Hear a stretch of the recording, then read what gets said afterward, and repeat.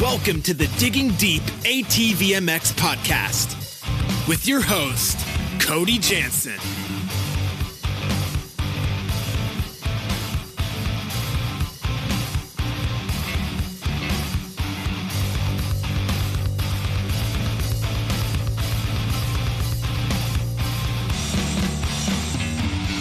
What's up, everybody? I'm your host, Cody Jansen, and welcome to another highly anticipated episode of the Digging Deep ATVMX podcast, episode 24, presented by CST Tires.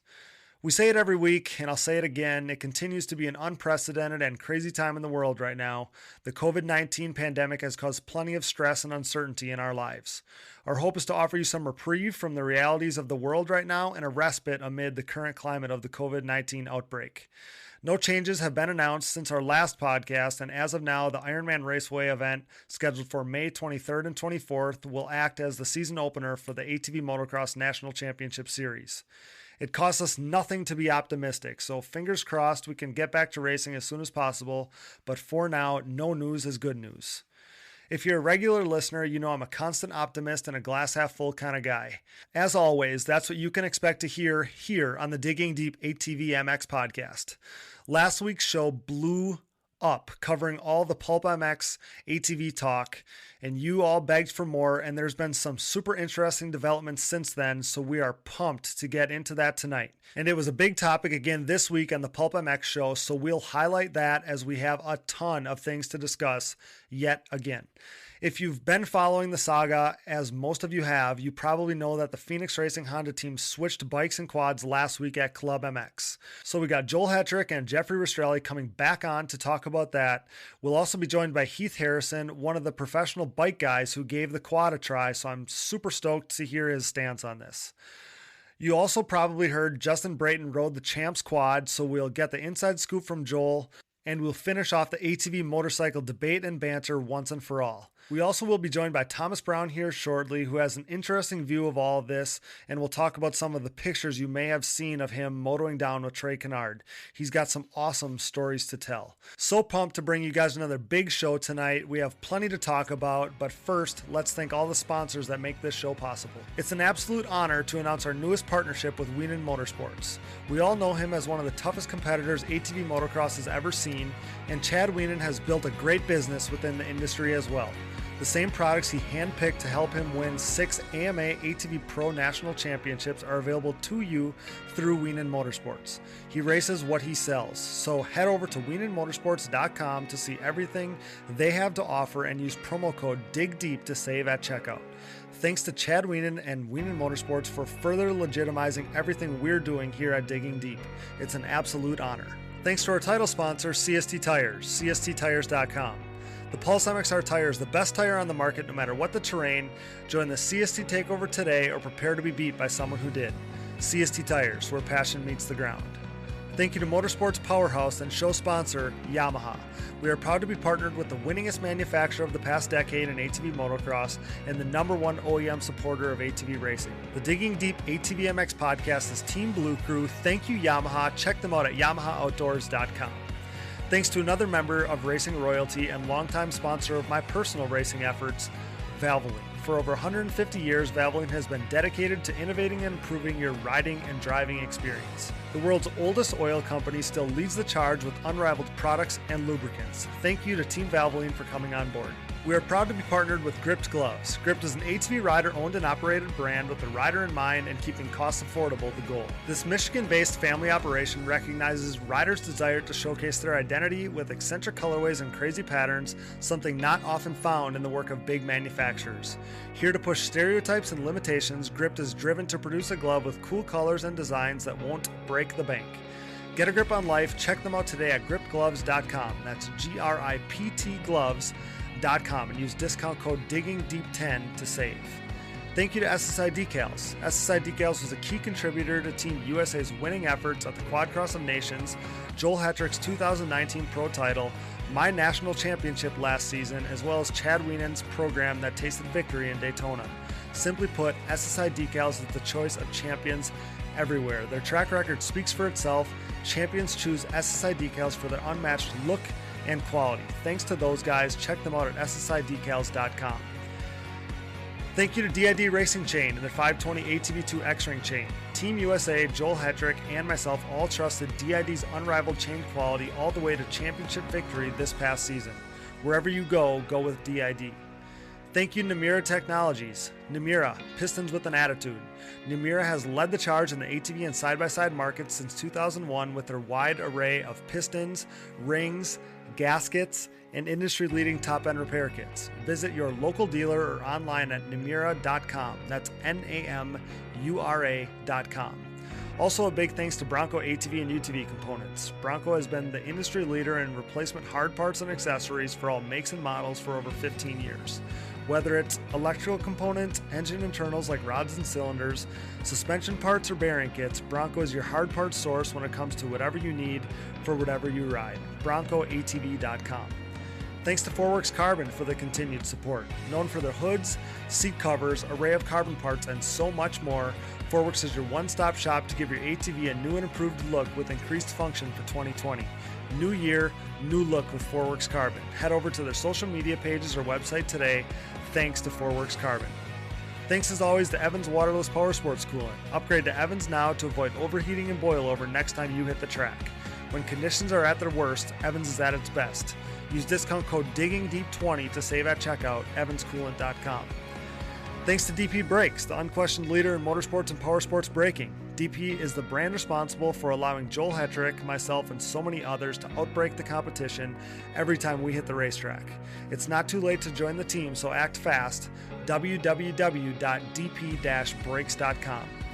Thanks to Blenders Eyewear, whose Life and Forward Motion brand is the perfect fit to partner with our podcast. You wouldn't find better shades for a more attractive price anywhere else. Use discount code DIGGINGDEEP20 to save on the trendiest shades in the market. BlendersEyewear.com. Thanks to Oats Overnight. Life is hard. Make breakfast easy. Simply combine with milk before bed and enjoy your to-go breakfast in the morning. Overnight oatmeal loaded with superfoods, perfect for athletes.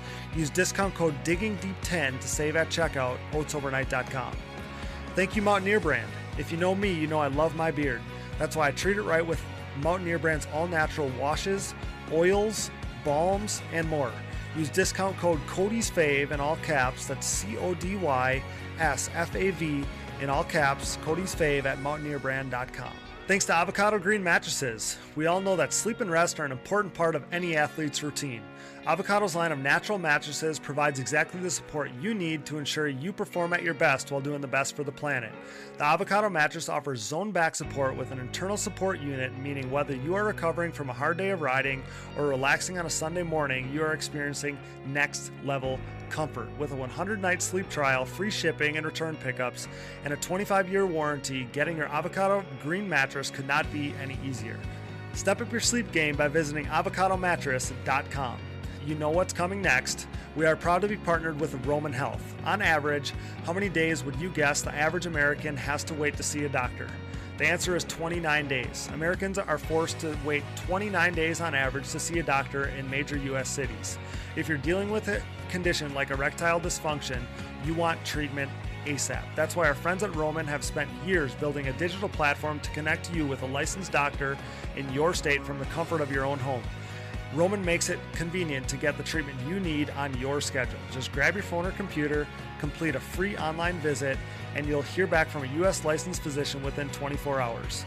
If the doctor decides that treatment is right for you, Roman's Pharmacy will ship your medication to you for free with 2-day shipping at no cost to you. You also get free unlimited follow-ups with your doctor anytime you have questions or want to adjust your treatment plan. There are no commitments and you can cancel anytime with Roman. So if you're struggling with ED, go to getroman.com/digging for your free online visit and free 2-day shipping. That's getroman.com/digging for your free online visit and free 2-day shipping. And finally, we are proud to announce our new partnership with Factory 43. Factory 43 was born in 2007, making Nerf bars for the Suzuki LTR, Honda TRX 450R, and Yamaha's YFZ. The brand soon added bumpers and grab bars and now has had parts available for all sports quads for years.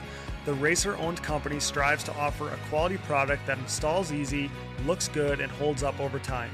For 2020, Factory 43 is the aluminum parts choice of the Phoenix Racing Honda team, providing riders like Joel Hetrick, Jeffrey Rastrelli, Chris Borich, and Grayson Eller with motocross and cross-country versions of their Evo Nerf bar and MX style bumpers. Head over to factory43atv.com to see their full line of products. Thanks to Factory 43 for coming on board. From our new partners to our original sponsors, thanks for supporting the #1 podcast in ATV racing and for making this dream a reality for both us and our listeners. We pride ourselves in partnering with only the best brands inside and outside of the industry, so better your riding experience and your lifestyle by supporting the sponsors who support us. And if you enjoy the show, the best thing you can do is support our partners. If you're interested in becoming a partner of the show, shoot me a message or email today for more details. We are running a special partnership rate to assist small businesses during these difficult times, so now is the time to get on board at a cheaper rate to keep your brand relevant during this downtime. Message or email us today. Once again, thanks to all of our sponsors. Okay, guys, so I'm here with my better half, Brooke, who many of you will remember after her popular appearance on episode 18, which was awesome. She's the one credited with calling this whole saga apples to oranges, and we've been riding that wave throughout. She wanted to jump on to help me lead into all the awesome content ahead on this episode of the podcast. And let me preface the remainder of this episode by saying that a couple weeks back when the PulpMX guys first brought up quad racing, it wasn't the look I wanted for the sport that I love, but we saw it as an opportunity. It was a cracked open door, and if we played our cards right, we could maybe turn it into a positive for our sport. Well, we pushed all the right buttons and it blew up. There's been more quad talk than ever before, and I'm proud of the role that Digging Deep played.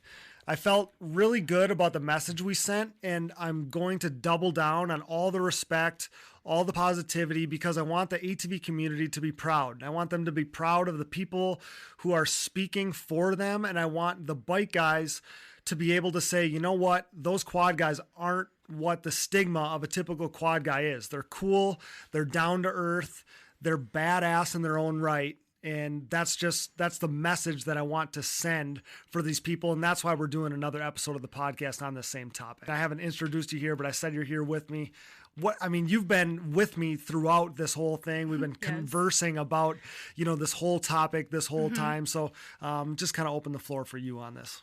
Thank you. So I agree with everything, obviously, that you said. We've had multiple conversations between the two of us on this topic, but I really feel like this debate has moved into personal opinions on specific people, specific riders, and it's just less about factual information about the sports in general and what it takes to ride both machines. So I actually Googled facts and factual information, and then I Googled opinions. And I just kind of want to share the definition of both of them. So facts were defined as something that is proven to be true. Factual information was defined as information obtained from an encyclopedia or almanac.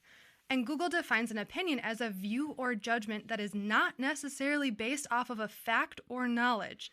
And all that being said, I think it's absolutely amazing that you have the platform that you do to be able to voice your positive opinion on trying to better the relationship between the ATV and bike community. And I don't know that this debate has followed the road you've paved, but has become kind of just more of that personal opinion and kind of an attempt to gain personal fame and gain by a few people and using you and this platform to do so. And I don't know, that to me just feels like it's not what you've hoped for or really stand for. Yeah, I mean, obviously in the podcast world, I mean, there are things being said just for radio talk, right? I mean, yeah, absolutely. Yeah, I mean, so that's part of it. So, there's not, that's totally different. Absolutely. So I didn't even know the road that this thing was going to take. I guess my stance the whole time was that we're going to have a positive outlook. Yeah, exactly. No matter what happens, we're going to turn this into a positive at all costs. Which I really love that about you. That's, top of the list.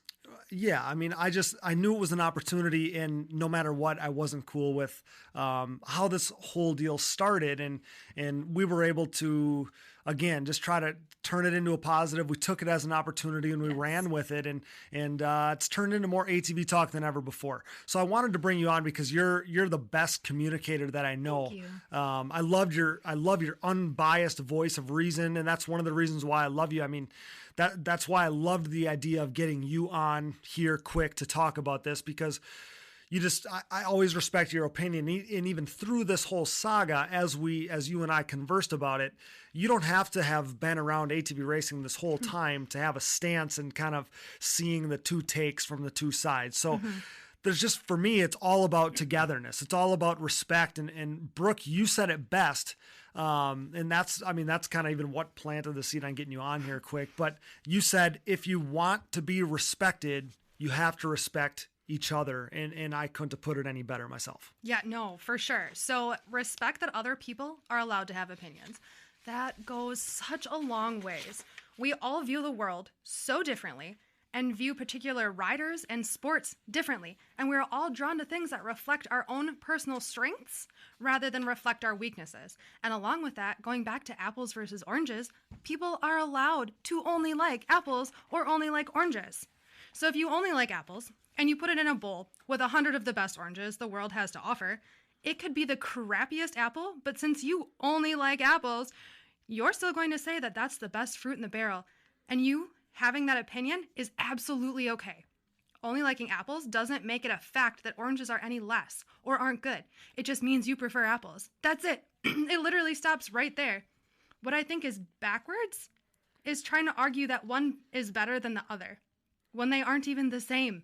And you have your own taste. So if you know someone doesn't like oranges, why would you argue that oranges are better? They don't like them. That doesn't mean oranges are bad. It's not supposed to be a war. It's not supposed to be, one side versus the other side. When a competition has come up throughout this whole thing. And when we talk about a playful competition between ATVs and a typical, motocross guy, it's to show that both bikes and quads have bad dudes riding them. So, let's not let this divide us. Let's use this as an opportunity to respect each other, coexist, and bring each other together. That's my stance. Yeah, no, I absolutely agree. And to drive that home, that's why we're here right now. Yeah, and this does go back to give respect, get respect, and treat other people in ways that you'd like them to treat you. But you aren't going to gain others' respect by trying to force them to like oranges. You will by telling them the fact about oranges and why you like them, but trying to force others to agree with your opinion on a public platform seems a little backwards to me, and definitely not going to make people want to respect you. But giving an opinion also does not make it a fact. Absolutely. It's healthy to respect that they have their own opinion, and it doesn't make your opinion any less, and it doesn't make your opinion wrong, and it doesn't make anyone's opinion a fact. That's fun with what's coming forward ahead on this podcast, is we got a really diverse kind of group of guys that we're going to talk to. So should be really good, a bunch of different takes and stuff like that. But yeah, the guys that have seen both sides aren't the guys offering hot takes. The guys that are offering hot takes are the guys that don't see the other side. So we all loved the sport. We all love this sport. The sport is better, though, when we're all together. Both sides take an insane amount of talent, and respect is deserved all around, plain and simple. I agree with that, babe. I'm so happy that someone like you, who views the world in such a positive light, has the opportunity to share your opinion. So for those who haven't seen it, I wrote something on social media, and it read, if someone torches a house to the ground, a good house that needed minor repairs, but still a great house, and they absolutely burnt it, and a couple guys come in and they work really hard and diligently at rebuilding the house bigger and better than it was before it was torched. The one who torched it does not deserve any credit. The ones who put all the effort into rebuilding it deserve all the credit. I know you guys don't do this for the credit or the pat on the back, but you have worked so hard, and the way you've maintained your positivity through all of this has been really awesome, and none of it goes unnoticed. And I just think it speaks volumes that along with your opinion, there are people like Thomas and Joel and Jeffrey and others that share similar, if not identical, views as you. And it's been awesome having positive people help you rebuild this house. So freaking awesome, babe. Yeah, I mean, I appreciate the kind words. We don't. I mean, you see it firsthand, but I don't do any of this for myself. I don't want any personal recognition. That's not why I do this. I do it for the sport. I started this for the sport, and throughout we're having fun, offering some more coverage for people that love it as I do. And then we got to a point here where, yeah, like I saw it as an opportunity. Like, hey, we need to change this for ATV racing. Like, we need a better look than what we were given, and we took it, we ran with it. And for the second week in a row, they're talking about, ATVs on Pulp. And I guess we're here to kind of follow that up, kind of finish off this debate. Cap it off. Again, it's all about respect. I mean, both ways. It's not, again, like I said in the a little bit earlier, we're not trying to have this divide us. It's we need to use this as an opportunity to see it as both sides. Both sides are badass, but we need to coexist. We need to bring each other together. We need to respect each other. So now that you know, basically our exact stance on this saga, and it's a strong opinion, it can't be mistaken. But just as Steve's strong opinion, as you'll hear later on the podcast, Steve's strong opinion is it's no chance that an ATV guy can hold a candle to a dirt bike guy as far as talent goes, what they're capable of. I mean, I guess our strong stance is that both sides are badass. So I don't know that he found that in an encyclopedia or an almanac. So I don't know that it's a fact. It's an opinion, and he's totally allowed to have it. He's allowed to be wrong. With that, guys, let's start the fun and welcome our first guest of the night. Those guys were hauling ass, for real. I remember watching Doug Gus, I don't know who it was, Steel City, running the same times Friday afternoon as James Stewart was on Sunday back then at Steel City. I would need to check this out. I'm dead serious. It was mental. I've never seen quads go that fast. It's not easy, Steve. It's not easy. Listen, JB, I don't want to hear. It's not easy. I don't want to hear. Quadlers are freaking gnarly. We're pumped to get this guy back on the show. He's a great advocate for us and a big-time supporter of what we do. Brought to you by DID Racing Chain and their 520 ATV2 X-Ring chain. It's Thomas Brown. Welcome back, buddy. Thanks for giving us your time tonight. Oh, awesome, man. It's time's not a problem right now. I wish I was more busy and we were going racing, but times are times right now, and I'm honored to be on here, and I'm pumped you're putting out content like this. This is awesome. I know it's huge. As I've spoken out before, I'm a huge podcaster, and I listen to them all day. So it's great to hear your podcast putting out new episodes all the time, and gives me something to listen to in the shop. No, I appreciate it. I'm the same way, listening to podcast stuff, and it's guys like you that make what we're doing that much cooler. Without your presence, it's not that cool. So again, happy to have you. Of course, first of all, I hope that you and those closest to you are safe. So how is life in Texas? Like, how are you guys managing right now with this whole thing going on? It's different. Both my parents got laid off. I have a little house out behind my parents' place, and so it's pretty different with all of us, kind of being laid off right now. I mean, there's no jobs right now, just as far as our family was, because some families, it hasn't affected all because they're considered essential. But unfortunately for everybody on our property, and including Brandy actually too, is our jobs were not considered essential. So that part's different, but it's part of the world. It's what we're going through, and we're staying home and kind of staying. We have stay-at-home ordinance right now. I've gone and rode some. I have the track here at the house, so I've been riding here. Brandy hasn't left but twice since Daytona. And my parents only leave for when they need to go do something. But grocery shopping, we're ordering in. We order meals in a couple times a week, sometimes small businesses and stuff like that. And then cooking at home. And, man, just we don't leave much. So that part's different because I'm always on the go. And it's almost getting warm enough for lake season here. So luckily our lakes are still open and be able to get out on the boat here soon. Okay. Yeah. I was, it's obviously great news. I mean, wish you guys were working. Obviously I wish we were all busy, but happy that nobody's kind of feeling the effects firsthand for you. That's the most important thing, of course. But yeah, I mean, I had that literally written on my script that you're a on the go, kind of guy. So, are you getting a little stir crazy at all? Like what are you doing to stay busy? For sure. You know, the crazy part is I'm like, this week's kind of been more towards it than anything. I'm like, all right, I'm ready to get back after it and get going. Like I've been keeping working out and stuff. I've lowered my intensity, but I have lengthened all my stuff. Like my cardios are normally, you know, based around moto length, and my pedals are a little bit shorter. And I've been doing, you know, close to, you know, give or take 30 miles every time I'm on the bike, and running, you know, 5 or 6 miles, where normally it's a lot shorter and geared more towards what we do every day.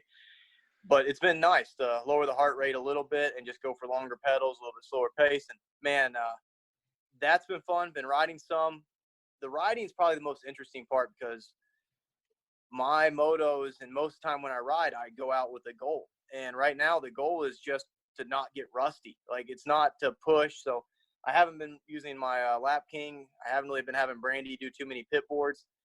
And honestly, this week I had her go back out there, because I'm like, let's just get back after it. Like, I'm not doing good with this just riding to not get rusty. Let's kind of get back after it. And we've limited our days of riding, and limited like in some days, like if I just feel like doing one moto, I just do one moto. Like I said, it's just to kind of keep fluid until we get where I think we're going to go racing. So, and the only real positive out of all this is, man, I've been getting some bikes built. So whenever we go back racing, normally I'm having to build bikes throughout the season, and that's a lot of work. I do all my own mechanicking. I build all my own bikes.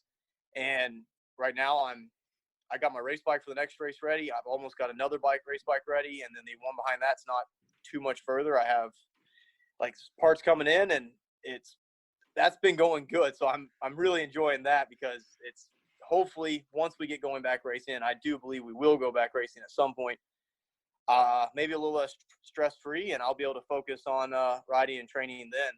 So that's kind of a long-winded answer for you, but it's been a difference. It's almost like an off season again. And I hate that fact, because we did Daytona, but other than that, it's been kind of like pre-off season. And other than, there's the question of when do we go back? Absolutely. Yeah. I was going to, kind of mention that too. I was going to get into, I guess asking you how you don't burn yourself out during this time, but you already talked about that. You kind of just making everything a little bit more, like longer distance instead of, being such a sprint and everything like that. So that was kind of where I was going to go with that. And yeah, I mean, same thing. I other than doing podcast stuff, I'm, kind of in the shop trying to like working on quads is like enjoyment right now. So it's kind of funny how all that works. And I always love working on them, but it just seems like that's like the funnest thing I can do right now. The gyms are shut down, and I've been like a little worried. I just, I obviously I want to ride, but in the back of my mind too is like, I don't want to get hurt and then have to go to a hospital. And I mean, that's like there a little bit, like, have you thought about that at all? Like, I know you're a calculated guy, so that's why I'm asking. Oh, for sure. I was definitely thinking that at the beginning, and I was kind of taking a few days off. And honestly, like right when we found out Texas got canceled, and then there was the big break after Texas to South Carolina, and that's before we even knew South Carolina was canceled, is I started taking, like, I didn't ride much at all, and I wasn't too focused, and I rode once or twice, but it was definitely real easy. Like, I just real easy pace, and I was like, I don't want to push it because I don't want to take that extra little risk. And then that's kind of like when I got to this week. Until that point, I was taking it like super easy because of that reason there too, is one, not burn myself out, but as well as to keep, not burn myself out, but not get rusty. And this week I was like, all right, I'm going to pick the intensity back up, because I guess I was kind of getting bored with that in a way. Is my track is very demanding, and to go ride it and not have a goal is sometimes not the funnest. Okay. So like we kind of picked it back up, and I was nervous about that, but I'm limiting the amount of time I'm riding, and I'm making it fun. But there's definitely times in the moto where it's like, okay, I could jump into this corner and throw it in here, or like something like in rhythm section, I'm like, where I would normally pin it out, and I'll just be like, check up lap. I'm like, okay, it's fine. We can miss a lap. It's not important right now.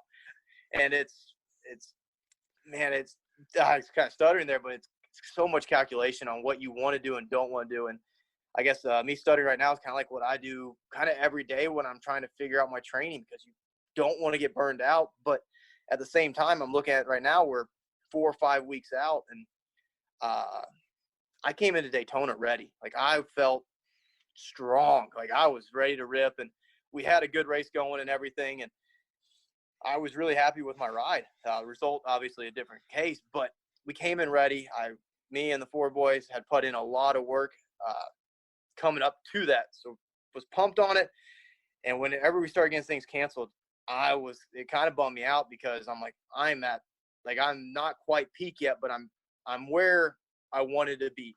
It's peaking right about Texas. That way I don't peak early, and then I have to carry that peakness through the season.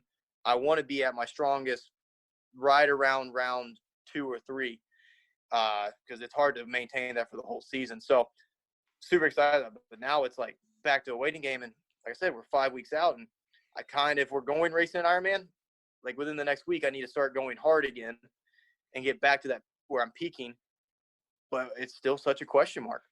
Exactly. You know, as an athlete, you always are like on this journey of always just trying to get a little bit better and a little bit better and a little bit better. So I totally, like, even at a lesser level, I feel what you're trying to describe, because it's like you should be grinding your ass off right now, but you're like, I mean, we're scheduled to go racing a month from now, but that's not a guarantee. Like, you know, I mean, do you keep motoing down, or do you pull the reins back a little bit?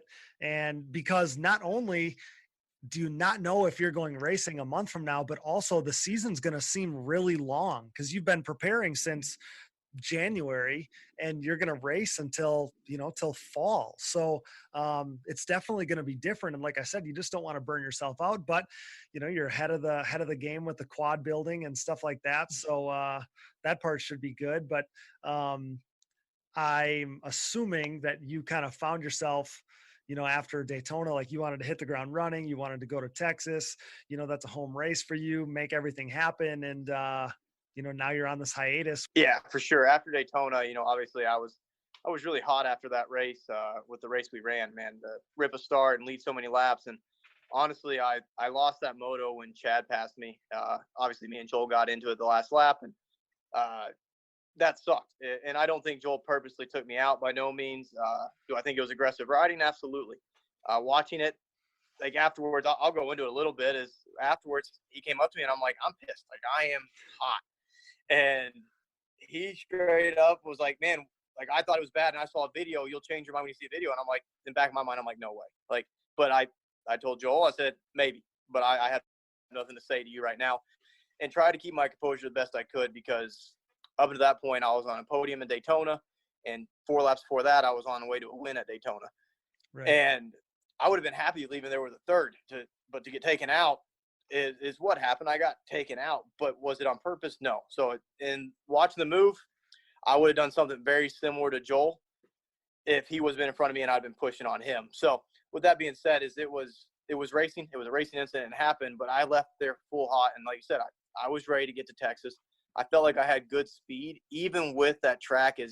Joel and Chad were on my butt, and I was, in some ways, I'm sure I was holding them up, because they could try to make a move and fall back. But on that track, I knew all I had to do was run tight lines, basically, and you could kind of hold it. So I wasn't running the fastest line. So leaving there, I was excited. Yeah, it's Daytona. It's not a real track. But, man, between my setup and the way I felt, I was excited to get going on the season. And, heck, even after the race, like, I didn't realize it until, I think I left the race before Brandy told me I got 8th. I thought by sure I got like 15th. So I was even hotter. When I found I got 8th, I'm like, we're not out of this. We're still in this. And we got the one, we got the whole stuff that mattered that day, which is big for me. It was a battle, and luckily I had Hogue made a big mistake. Otherwise he would have had it. But I feel that was a little bit of a veteran experience there, is knowing that we couldn't blow it, because in the first moto, I was the one that made the mistake, and I actually hit Joel in the first corner of the heat race coming in there too hot. And I'm like, I'm not doing that again.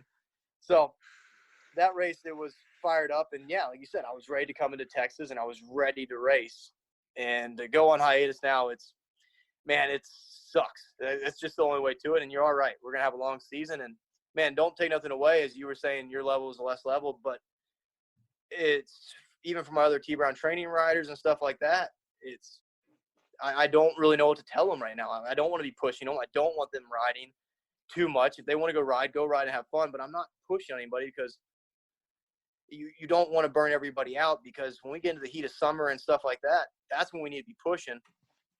And if we're, say Ironman doesn't happen and Muddy Creek happens, we're 7 weeks out? Like, that's too early to, like, that's, 6 weeks about when you want to start really going hard. Right. Especially when we're coming into these summer months, because you're going to have some breaks in there. So of course it's man, it's such a guessing game right now, and I hate it.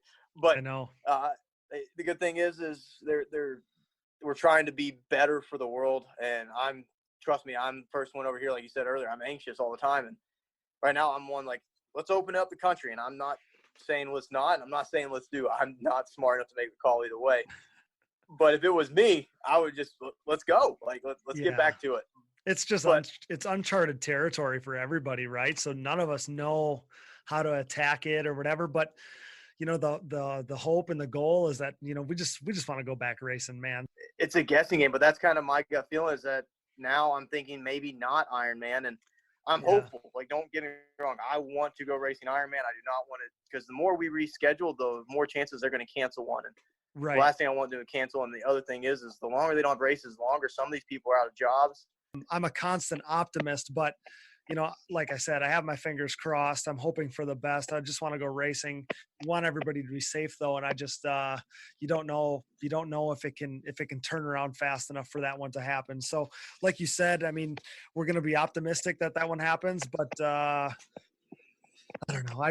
The sooner we can go racing, the better. Like, all of us just want life to go back to normal. And for us, that means being able to go ATV racing. So, yeah, we'll see what is going to happen with that, but let's move on. I'm stoked to talk to you about the next topic.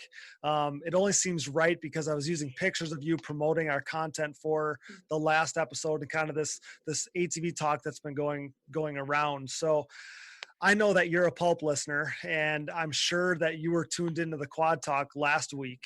I'm a firm believer that it's basically apples to oranges.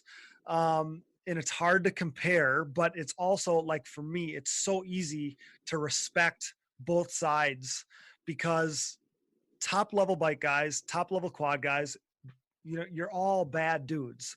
So I guess I'm just going to open it up to you. Where do you stand on this? Tell me what you were thinking listening to all of this go down for the last few weeks. Oh, for sure. So couple things. I guess there's 3 points to mine. Is first off, is I'm a huge Pulp listener, and Steve Matthes, the host, if you're not an average listener, but you're a quad guy that's listening to it now, he comes across as pretty rude and blunt, and that is him. Totally. Opinionated. So you think he's opinionated. Yes, very opinionated, and he stands by it whether he's right or wrong. And sometimes I think he knows he's wrong, and he's still standing behind it. Because it makes for good radio. Yeah. Absolutely. So with that being said, is if you're listening to this and it's first time listening, you think he's just bad mouthing quads. Honestly, he gave us a lot of props in there, but you got to look through some of the statements. And I guess that's kind of my point one, is that knowing Steve and like listening to it all the time, he gave us props. He's saying that we're fast. He does think the dirt bikes are better than us, and that's his opinion, and he can have it. And I'm sure any dirt biker thinks they're better than a quad guy. And I guess that goes into our first deal. He had 2 parts as the challenge, but the first part is that he thinks basically every ATV guy is a failed motocross guy, and that Tomac could go race within like a few months, be a top quad guy.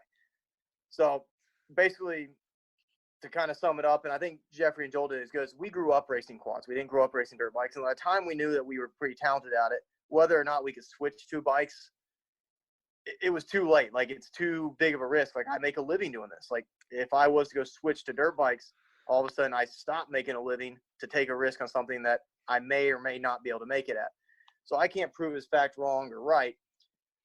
But as far as Tomac being on a quad and being able to come out and be a top quad guy, I think he could in like a year with the right training. Like, if he came and trained with one of the top guys and learned everything, sure, yeah, he could become a top quad guy pretty quick. Now, a top quad guy, I think he could get to where he would be in the pro class and not be a joke by no means. Do I think he could get to the top 5 level in a year? I don't think so personally. Now, I think he's a bad unit, and he's very talented, and he's going to do dang good. Let's just say he gets into the top 10, around 10th, top 15. So that puts him in the top, let's just use 5%. Well, I think that you could reverse the roles and you could take a top quad guy and go put us on a dirt bike and give us a year of training. Let's just say, the top bike guys trained with Alden Baker. You put us there in that program, I think that we could become top 5%. But with that being said, is the top 5% is only going to be the 1,000th best dirt biker out there. Their sport is so much bigger. Their numbers are so much bigger of how many people race and ride it, is that I think you put a percentage, you put into a better perspective. Yeah, absolutely. So, Steve, for one, like you said, Steve was good to us, wanted us to use his clips. Like he was reiterated to me, and I said it on the last show, I'll say it again. Like he wanted me to reiterate to ATV people that he has no problem with ATVs and that he just thinks that the dirt bike guys are that badass. The other thing too, and you kind of touched on it there for a second, but yeah, like we were brought up racing ATVs. It's our first love. That's what we love to do. He basically made it sound like nobody loves riding ATVs. It's like a backup plan when you're not a good bike rider, which isn't isn't true, obviously. And yeah, you're exactly right with the Eli Tomac thing. That's kind of where I stand on this is top level bike guys, top level quad guys. You're all badass. Like you're all uber talented.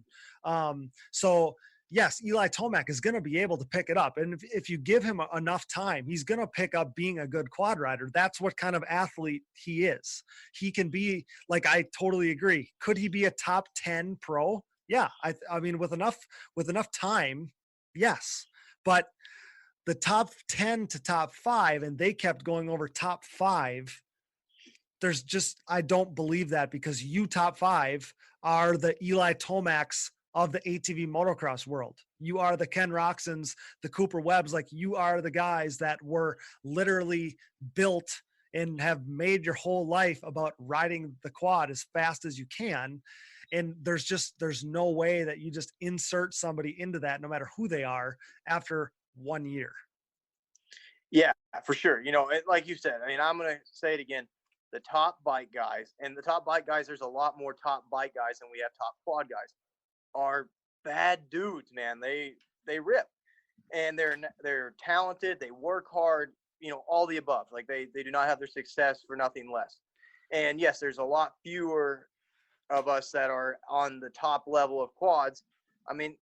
To be honest, we don't normally have a full gate in the pro class, where they normally have a full gate plus people that aren't making it, and their gate holds 40 where ours only holds 20. And there's 2 classes of them, and it's unreal the talent that they have. But I like I said, I think that it'd be very hard to get top 5. And I guess the thing you kept saying is, with enough time, could Tomac possibly do it? Yeah. If he had 5 years, he could be winning the pro class. He's definitely talented. I'm not saying, I guess I said he could. There would be a chance he could. He definitely has the talent and the work ethic to do it. It would just depend. But I don't think we're better than them, and I don't think they're better than us. I think the stuff that take me out of the equation, let's just go with Joel and Chad, because they're the top 2 of our sport. I'm not clueless to it, as I want to get up there and beat them, but let's take them 2. They are amazing. Amazing athletes all the way around. Heck, Chad had football scholarships, Yep.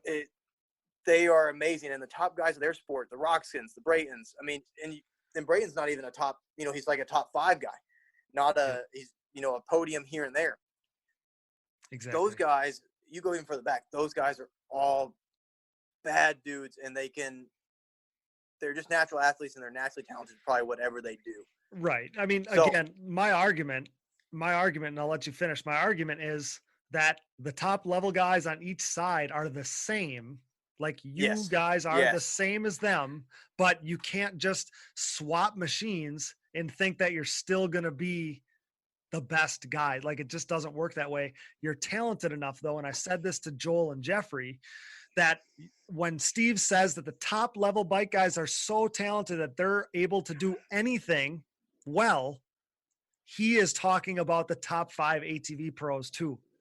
I agree. Yes. Steve just doesn't know it, but that's the talent level that he's talking about, is you guys. For sure. I think you're right. He's talking about both, but he just doesn't know the quad side. He knows the dirt bike side. Yep. And they are exceptional athletes all the way down, and there's a lot of them. And there's a lot of dirt bike riders in general. So, and I guess jumping into that next part is the kind of the thing we talked about, and the third thing is the challenge. That's where I was going on it. Yeah. Yeah, I'm opinionated on that because most of the time I do think the quad guy will come out on top because we've rode dirt bikes before. But if you gave each one of them a fair amount of time on either one, like if you brought Brayton out tomorrow and him and Joel switch, or him and Janusa switch, if you brought either of them out and switched right away, both those guys have rode dirt bikes before and they know how to jump. And it's going to come fairly easy because they've had time on it. But if you gave Brayton a fair amount of time on it, and you gave any of the top guys a fair amount of time, or any of them, two equal skill riders, it's going to be a lot closer, and it's going to come down to the track. Is that if you went to, my example is you went to Muddy Creek, all the jumps are really easy there, and the corners are normally blue groove and flat. Let's take last year out of the equation because I'm not sure what happened with all the mulch. But the track corners were really blue grooved and slick, and it's fairly easy to go around a corner on a quad at a decent pace. Do I think they're going to be able to keep up? No. To the quad guys, the bike guys won't be able to keep the quad guys. But when we get on the dirt bikes on Muddy Creek's track, it's going to be rough because I don't know how many have you or how many riders have tried to go around a dirt bike on a dry slick track. It is tough. Like, that's my track at the house, and I don't even ride around my dirt bike here because it's a I death have to trap. tiptoe around the corners. But It's like those ice. guys can still rip a corner. Yep. Like, hands down, they're gnarly. They rip them still fast. Like, and I think they would be better than us just because they could do the quads are good at cornering, or let's just say the quads are easier to corner quicker, like to learn the cornering a little quicker. But the jumping and rough stuff's harder. The dirt bike, the rough stuff and jumping is way easier, but the corners are way harder to learn. And to go fast on either, it takes a lot more time. But I'm just saying, and generally picking it up. Like, when I got my dirt bike, I jumped everything right away. And whenever somebody gets on my quad, they can go around a corner right away, but they ain't jumping nothing. Right. It's the exact opposite. Yeah. Yeah. And if you go to Muddy Creek, the role's reversed. Like, the jumps are big, so the bike guys are going to struggle with it. It's rough, and the corners are like, they have this like mint traction with enough sand, a little bit of clay, and they got like they'll form a good rut pretty quick where you can rip it, and it's fairly easier to turn. It makes it easier to turn a dirt bike. And I think the quad guy is going to destroy the bike guy when you go quad versus quad and dirt bike versus dirt bike. But it's all situational if you give them a fair amount of time. But like I said, is if it by sundown, I think Tomac's going to have a hard time, like JT said. I think JT was joking. You know, he's a big fly guy, and fly is huge for our sport. You know, and they're becoming huge in moto all the way around, and it's, you know, it's great to see because they've been supporting quads for so long to see them blow up. But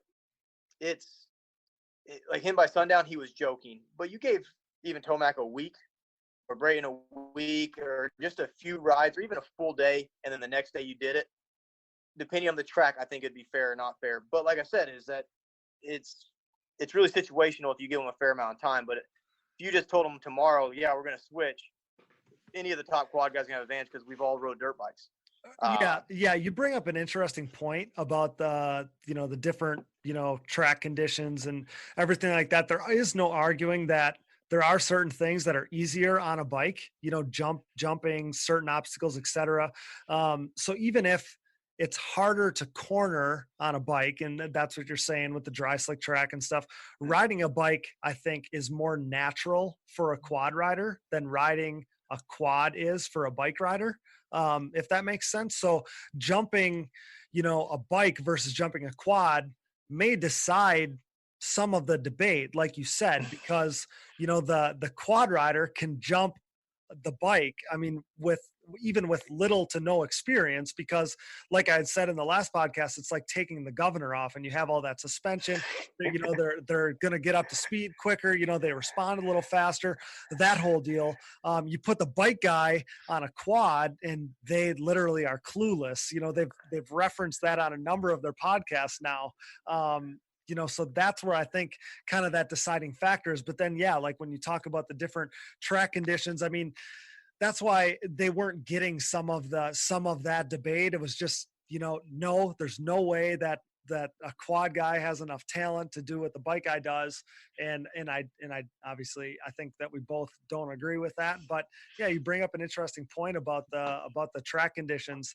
But that's kind of where I thought, and I didn't know that I said it enough in the last podcast, was for a quad guy to hop on a bike, there are certain things that feel similar or Yes. aren't quite as difficult when you talk about, the jump faces and stuff like that. You put a quad guy on a bike, they're going to be able to jump.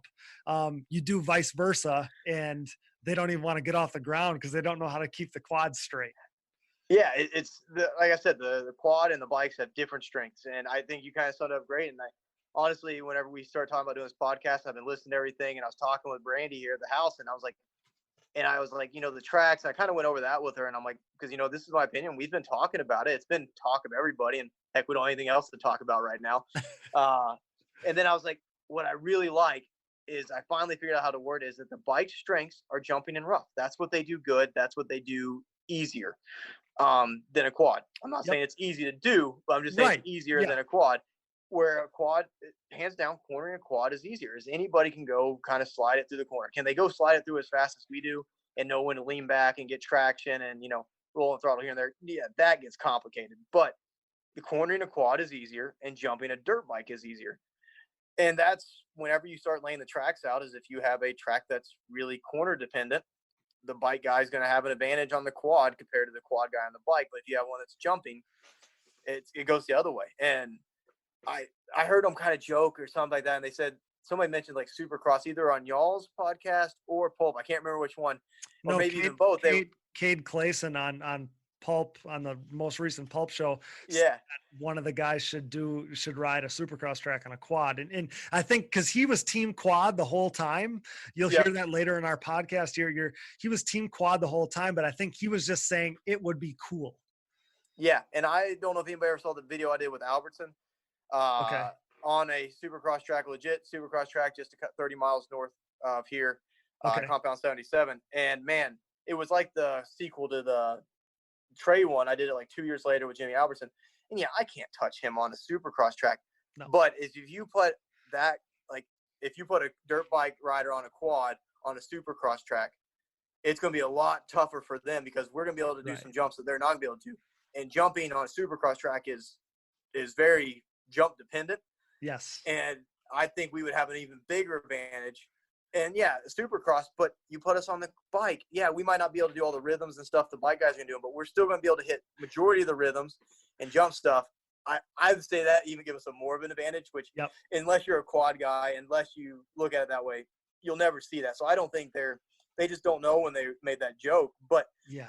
It cracks me up. Yeah. I mean, I think that, like, my opinion, I don't even think like it's a biased opinion. Like, I'm not a biased guy. But I feel like you have to have ridden both to have like a true stance on this. And the guy, like, from what I've heard, the guys that have actually ridden the quad on a motocross track, they get that it's an entirely different animal. It's the guys that haven't done it that seem to really downplay, the quad guys. And Steve's thing that he's come back to a number of times was, you have four wheels, it's more stable, like you got more traction, you're going to be able to go faster. And it's like I said on the last, and I've always said this, I've said this my whole life, it's easier to cruise around on a quad. There's four wheels. You can cruise around in the backyard. Absolutely. Somebody on the quad. But I truly believe that it's harder for just a random person to go fast on a quad than it is to go fast on a dirt bike. It's easier to cruise around, but it's harder to go fast on a quad. I truly believe that. Absolutely. And that's why, and I remember Joel was talking about when he rode with Phil Nicoletti, he was 10 seconds faster on that track, dude, because a bike guy can rip whenever they're going and the track's right. And I would ride at County Line 2 years ago when I was training there, in Cole Thompson, like the top Canadian pro. Yeah. Like, I think he's won their outdoor championship before, and he's definitely a contender for their championship. Dude, he would catch me kind of like Joel was saying, like 10 seconds a lap. Like, that's embarrassing. I'm putting my motos down and I'm ripping pit boards out there, and this dude is reeling me in 10 seconds, a straightaway at a time. I'm like, where's he cutting the track? And it's just, man, they have some advantages there. But like you said, is if you haven't rode both, you can't compare. And they gave us mad respect. And I'll add something to that is most of the time when we get the disrespect from the bikes, and I'm not going to let the quad guys off on this either, is that most of the time the disrespect from the bike guys isn't the top guys. They see it. They see the work. They see what we're doing. It's kind of like when we raced Ironman this last year, and I've seen it way before then. And we can go into my Canard deal that I did with him here in a second. But even like that, they were giving, like, me and Chad, when we're heading to the podium, like AC and like Roxon, those guys stayed and watched the whole moto. They gave us a thumbs up. They weren't pointing and laughing, like a legitimate thumbs up, like, hey, hard race kind of deal. And that was super cool. But they're not the ones that give us crap, per se. It's the keyboard warriors. Exactly. And that's what divides us so bad, is people that honestly don't have a right to say anything. And that goes vice versa for us quad guys, is you don't see me and Joel hopping on there and talking crap on dirt bikes. Chad, and I'm just throwing out names, you know what I mean? Is any of the top guys, we understand that we all got to get along. So it's like you said, it's apples to oranges, and we just got to get together. And even to that point, it's like, man, when I go to a bike track and I'm riding there and their bike's numbers there, and they've let us luckily ride it because they can't keep their bikes out. They have way more numbers, and it's a business. They got to be profitable. Yep. I try to stay away from the ruts. Like, I run one line the entire time and don't switch from it that day, because if they form a rut somewhere else, or, you know, like, I try to stick to my line. That way I don't ruin their entire track. Yep. I don't try to get 2 lines in every corner. And sometimes, like, if I start and they have this awesome rut, I'm like, I'm going to stay away from that, even though I know this corner's way slower over here. Yep. And we all need to do that and be respectful of them. And when you see them at the track, man, be nice to them. Don't be standoffish. And I need to do better at that too. Is when I'm at the track and see a local bike guy, you know, maybe make a little more time and go over there and talk to him. I'm not gonna lie, sometimes I'm at the track, I'm focused on me and getting my motos in and getting done. And maybe I should do a little more PR, especially when we go to the bike tracks, to, you know, show them we're cool. It's just like Brayton said in the most recent deals. He talked to Joel, and, you know, we all know Joel's a cool guy. Mm-hmm. He said, dude, the dude was awesome, super cool, chill, talk to me. Yep. And he gave Joel, because he's respectful, he's not young anymore, he gave him the time of day. And then he learned that he was cool. And we need to do that. We need it from them, and it's going to be hard because they have so many numbers and so many keyboard warriors, but we need to do it back the other way. And I'm going to keep trying to continue to lead by example on that part, and hopefully we do more, you know. And absolutely. You know, you talked about how top level guys respect goes both ways, and you're hitting the nail on the head, because you know, you see a top level athlete sees, you know, the way you've dedicated your life to your craft. And so it doesn't matter if you're riding quads, if you're riding bikes, if you're doing gymnastics, it doesn't matter, because you respect what that athlete has put into what they're doing. Like, so you're spot on. And yeah, I mean, all the sacrifices, the diligence, the talent that it takes to get where you are, other athletes see that. It doesn't matter what you're doing. And I think that that's where that respect comes from. And yeah, I mean, you're absolutely right. Like, the sport is better if we can all just coexist. And that's why I wanted to do one more podcast about this whole topic, because I want to leave a good taste in everybody's mouth, because we got to coexist. Like, we got to use this to come together, and the ATV community has to embrace this. Like, we saw it last week as a cracked open door.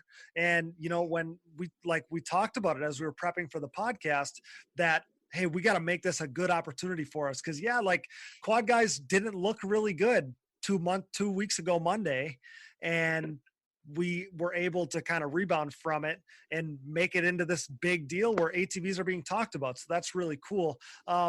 Before we pass it by, let's talk about that. The day you spent with Canard, because I mentioned that I used photos about it. You know, we kind of use some of that content, kind of pumping up those shows. Those shots were shot by Blake Shipman. They were epic. And, you know, you're riding with Trey Canard, kind of bringing the MX versus ATV kind of debate to life, so to speak. So tell us about that. Yeah. So Blake did more than just shoot that. He set it all up. You know, Blake has filmed with tons of top bike guys. And when he set this up, he's like, man, he said, when he brought to me, he's like, man, I've always wanted to do this, and I've always been tight with you. but I want to do it with the right top bike guy. I didn't want to do it with just a qualifier guy, a guy that's just happy to make the main. I want to do it with somebody that's legit, and Canard agreed to it. The best part about that day is that Canard, when he came up to me, or whenever, I guess not when he came to me, when we got there, Blake did really good about keeping us separated. Like, he didn't let me get over to let me rephrase that. He didn't let Trey come watch me ride any when I was warming up. So I'll run the day down real quick. So we get there, I meet Trey. Trey actually rolls in after me, shows up, his bike's ready, cool setup, mechanics there, prep the track, water the track. And it's Trey's first day on outdoors because it's early in the season. So he's been riding Supercross and his first day on outdoors. So we get there, he rolls up and he's like, hey, can Thomas go ride somewhere? He's like, yeah, I got that backtrack back there. Just go ride and warm up there. And I'm like, okay, well, I don't really need to warm up unless it's on the track we're on, but whatever. Blake's like, we'll go get some shots and stuff back there. I'm like, sweet. I go right back there. He's like, hey, Trey, you guys, y'all stay up here. Don't come back there. I want, when you see him ride first time, be a surprise. So we come back after we do that, do warm up. We get some cool shots. Nothing we actually ended up using, just some cool B-roll stuff. Okay. And get back up there, and Trey starts. He's like, all right, Trey's geared up now. Trey's going down. He's like, hey, y'all come down and watch. And, obviously I've seen Trey ride. So I get down there, and it's amazing watching him ride his outdoor place. All right, so he does like a 20-minute warm-up. Then he goes back, and Blake stands and says, hey, y'all stay up there. Tom's going to get this track down. So I go ride that track. It's super gnarly. And then we finish, or Trey comes down, like as I'm finishing. He doesn't see me ride. And we finish, or then that segment's kind of done, and Trey does his moto. And he's like, okay, that's what I had to do then. We're like, all right, let's start filming. He's like, we're sitting up at his shop after his moto, like while he's cooling off before we get going. And Blake's like, I want this sick shot of both y'all whipping at the same time. And you can see the grin come over his face. He's like, yeah, right. Like, okay. So he said, dude, I can throw nasty whips over my Supercross finish line. Can you hit that? I didn't remember. Like, his Supercross track's in the middle of his outdoor track, but I didn't even look at it. And just knowing the predicament I was in, and I feel like the whole quad wheel at this point was weighing on my shoulders. I'm like, yeah, I'll hit it. Whatever. I got this. I didn't know what it was. I didn't know what it looked like. I'm like, I'm jumping it. Right. And we get down there, and it's a standard Supercross finish line, and it's like a big single to tabletop, but it's peaky as all get out, landing. Like, it was big. I rolled it once, hit the next lap, but I was nervous. Front end high, boner air, just sketchy as all get out. And Trey freaks out. Like, no way. Like, he totally thought that I would never jump that jump. And then when I came around, so like I instantly turned around, hit again, cleaned it, front end down, little style into it, all that. And he's freaking out. I was like, no way. Like, this is awesome. We go through the whole day. Trey is way faster than me on his track, but we're able to put some segments together. I'm super, because it's first day on this outdoor, so he's just getting his ruts going still. Yep. I'm being super cautious with, making sure I don't ruin his ruts.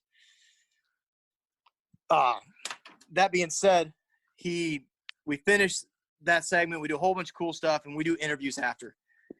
And he comes up and he goes, man, honestly, when I thought of four-wheeler, I thought of a four-wheeler with racks riding through the field.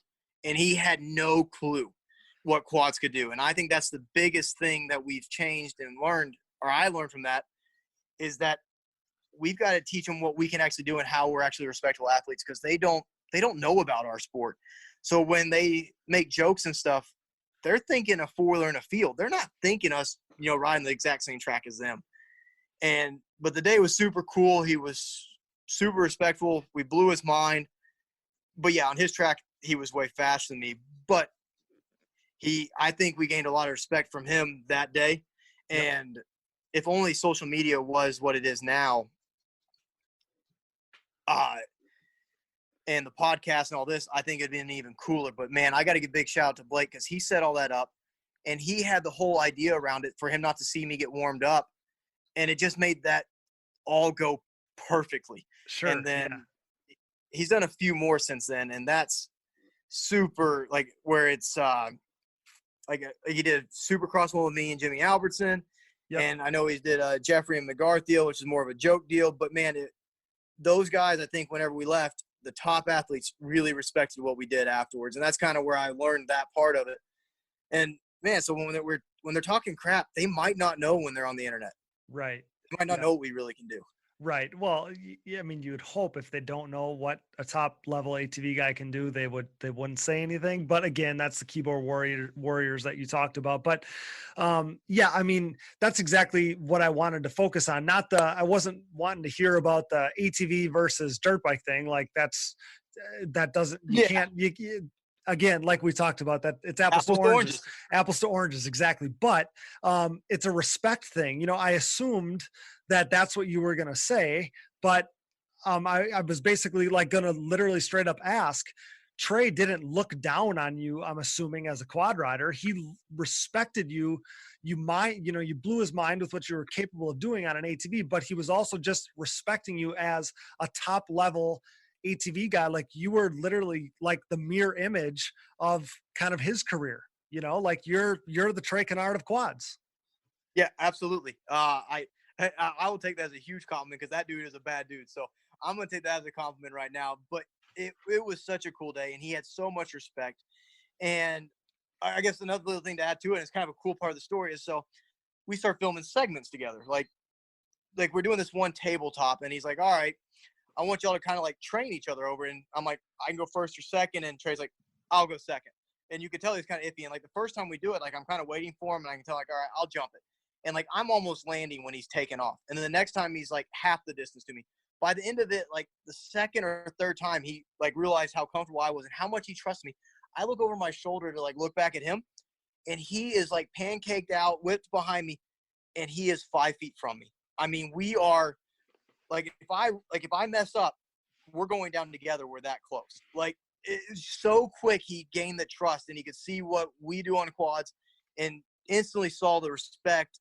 I guess I go to the respect, and instantly respected what we did, and knew that I'm going to hit this jump right every time at the same pace. So as soon as he got my pace down, we did it, and we did it time after time. And like I'm throwing my whips, which are nothing compared to what he's whipping a dirt bike at. But when I look back, he is sideways and we are close. And that was such a cool moment when the first time he did it, like he was so far back until the third time. I'm telling you, it was quick too. He was right on me. Oh, that's awesome. That's so cool because, I mean, not only are those shots epic, but yeah, I mean, it went without saying that there was his respect for you, and it didn't take barely any time. He saw what you were capable of, and, he viewed you like you were on the same level, you know? It's awesome. It was cool. He respected it. It was super cool. And then Jimmy Albertson was the same way. And like we did the interviews first when I did with Jimmy, and it was really cool because we got to start talking about stuff. And he was like, yeah, like a big thing for a bike is the titanium rear spring. Like and the weight and like this stuff, like widen our rear ends. Like we make a huge difference. I'm like, oh, it's not as big for us. You know, I ran some tie springs and stuff like that. This is a big smart for us, you know, like making sure we have this. And then afterwards we got to sit there and talk between shots, and I'm like, dude, there's the amount of pop you have when you get over stuff is unreal. And the bad part was Supercross filming was like right after my off season. Like it was like beginning of January, so I hadn't started riding a lot yet. Okay. Actually, the day before I went and rode motocross just to get back into the bike. And I was talking to Jimmy, he's like, and obviously he's going, I think he was going West Coast that year or East Coast, so he was just getting into it, but he'd been riding quite a bit. Okay. And he's like, man, like even when I come back to Supercross after not being on a while, I'm rusty. So what you're doing today, even though I wasn't doing near the rhythms, and I couldn't do near the rhythms that a bike does, but some of the stuff I was like, I think I could get that. He's like, dude, I'm sure you could, but even me on my first day back to Supercross, I'm all kinds of sketchy. So it was super cool because like he was being real with me. He's like, man, it's like I think he thought I could do better too. It was super cool. But there were some things like that track had these gnarly whoops. I couldn't even double through them. Like, oh, really? I had to go around. Like we couldn't even film them because they were super, like, I don't know if anybody watched, we'll put it this way. I went to Dallas Supercross this year. I walked the track, and the whoops were about the same height. Yep. At Dallas as they were at Compound 77. Okay. But the Compound 77 ones were about half the distance apart, and they were super tight and super tall. You couldn't double through them. Only thing I could do is roll through them. Where the Supercross groups of Dallas where you could jump through them, but you could see how those guys were struggling at the Dallas Supercross. Anybody watched it? Like, people, that was a long whoop section. This one wasn't as long, but like I couldn't even go through that section. And there was a step on, step off. He's like, I think you got that. I'm like, I ain't got it, because how you pop off, I ain't popping. I'm just gonna ram into the backside. Like, you think? And I'm like, yeah, I think. And like, I'm like, I ain't doing it. And he's like, oh, all right. But then this other thing is like, I think I could get that. And then it was, but the respect was there. As us to have a conversation like that, ultimately the respect's there. It was super cool. And through both Trey and Jimmy Albertson, it was, I think we learned a lot of respect and from both of them on both those days. And like I said, if anybody hasn't seen them, go look at both those videos. Blake Shipman did awesome with them. He's very unbiased with it. He does a lot of good things for ATV racing, but he's super tight with the bikes. And, man, it's cool to have him on our side and getting things like that set up. That's awesome. I wanted to hear about those days. Again, I wanted to have you on the last podcast and it just didn't work out, but I wanted to hear about that stuff and to hear about that respect. I mean, that's what this is all about. So I guess if you had any parting words, if you could talk to Steve, if you could talk to Pulp Nation, what would you say? Yeah. So I guess any parting words, I'll just do a little thing here is that, for one, it was awesome that they brought it up. They brought us a ton of media exposure. Steve's opinionated, but he wasn't disrespectful to quads. A couple comments, if you took them not knowing Steve, yes, they seem very disrespectful. But that's Steve Matthes, and that's his show, and that's the way he is. I appreciate how much they respect us, and they can have their opinions, just like we can have ours. I want to definitely bring up Hamrick and Hammy. Man, we all know Tyler. Good dude. First time he came on there, yeah, he might have been a little buzzed, but he got this ball rolling. He talked about it. He got it out there. And, man, that is super cool. And then I listened to this most recent week. He got on there, and he made everything a lot clearer and was awesome about it. And you know what? And for the show, if you don't listen to the show, when he called in, him being a little buzzed calling in is what got us there. Is if he would have called in serious about it, they would have never let him on, or even if he got on, they would have shut him down quick. But him having fun with everybody, that's what got us there. So for the Pulp Nation, that was awesome to hear. Nick did a great job when he called in last week. And, man, I'm pumped that we got on PulpMX. They mentioned Chad. They mentioned Joel. They mentioned quads. Nick Janusa got on there and talked about Dustin Nelson, which has some respectable finishes. It was definitely a decent quad rider. And evidently, and I knew this from his testing with Yamaha, he was a good bike rider too. Like, out west, he was the man on quads. So I guess my final words is thank PulpMX for allowing all the quad stuff to go on. It's another good thing that's came out of this quarantine, because if they had other stuff to talk about, they wouldn't be talking about quads right now. Right. Yep. And your podcast has done great with this. I mean, I want to leave everybody with respecting the dirt bikes and respect their opinions, that they think they're faster, just as we think we are faster. Yep. It would be awesome if this challenge happens, as long as it's in a positive way. And I hope that it gets to with Joel and Brayton. I mean, those are two big names. I mean, that's as good as me doing it with Canard for sure. So that's awesome. I mean, I hope that happens, but thank you. And thank you all for, putting all of this together. I'm stoked on all the quad talk right now. I want us to go back racing. And you know what? Hopefully with all this quad talk, when we show up at Ironman this year, the second time, or hopefully it's the second time, because hopefully we race here in a month, is people know us and people are more interested. And, man, hopefully we can be like, hey, Steve, come in a day early and check this out.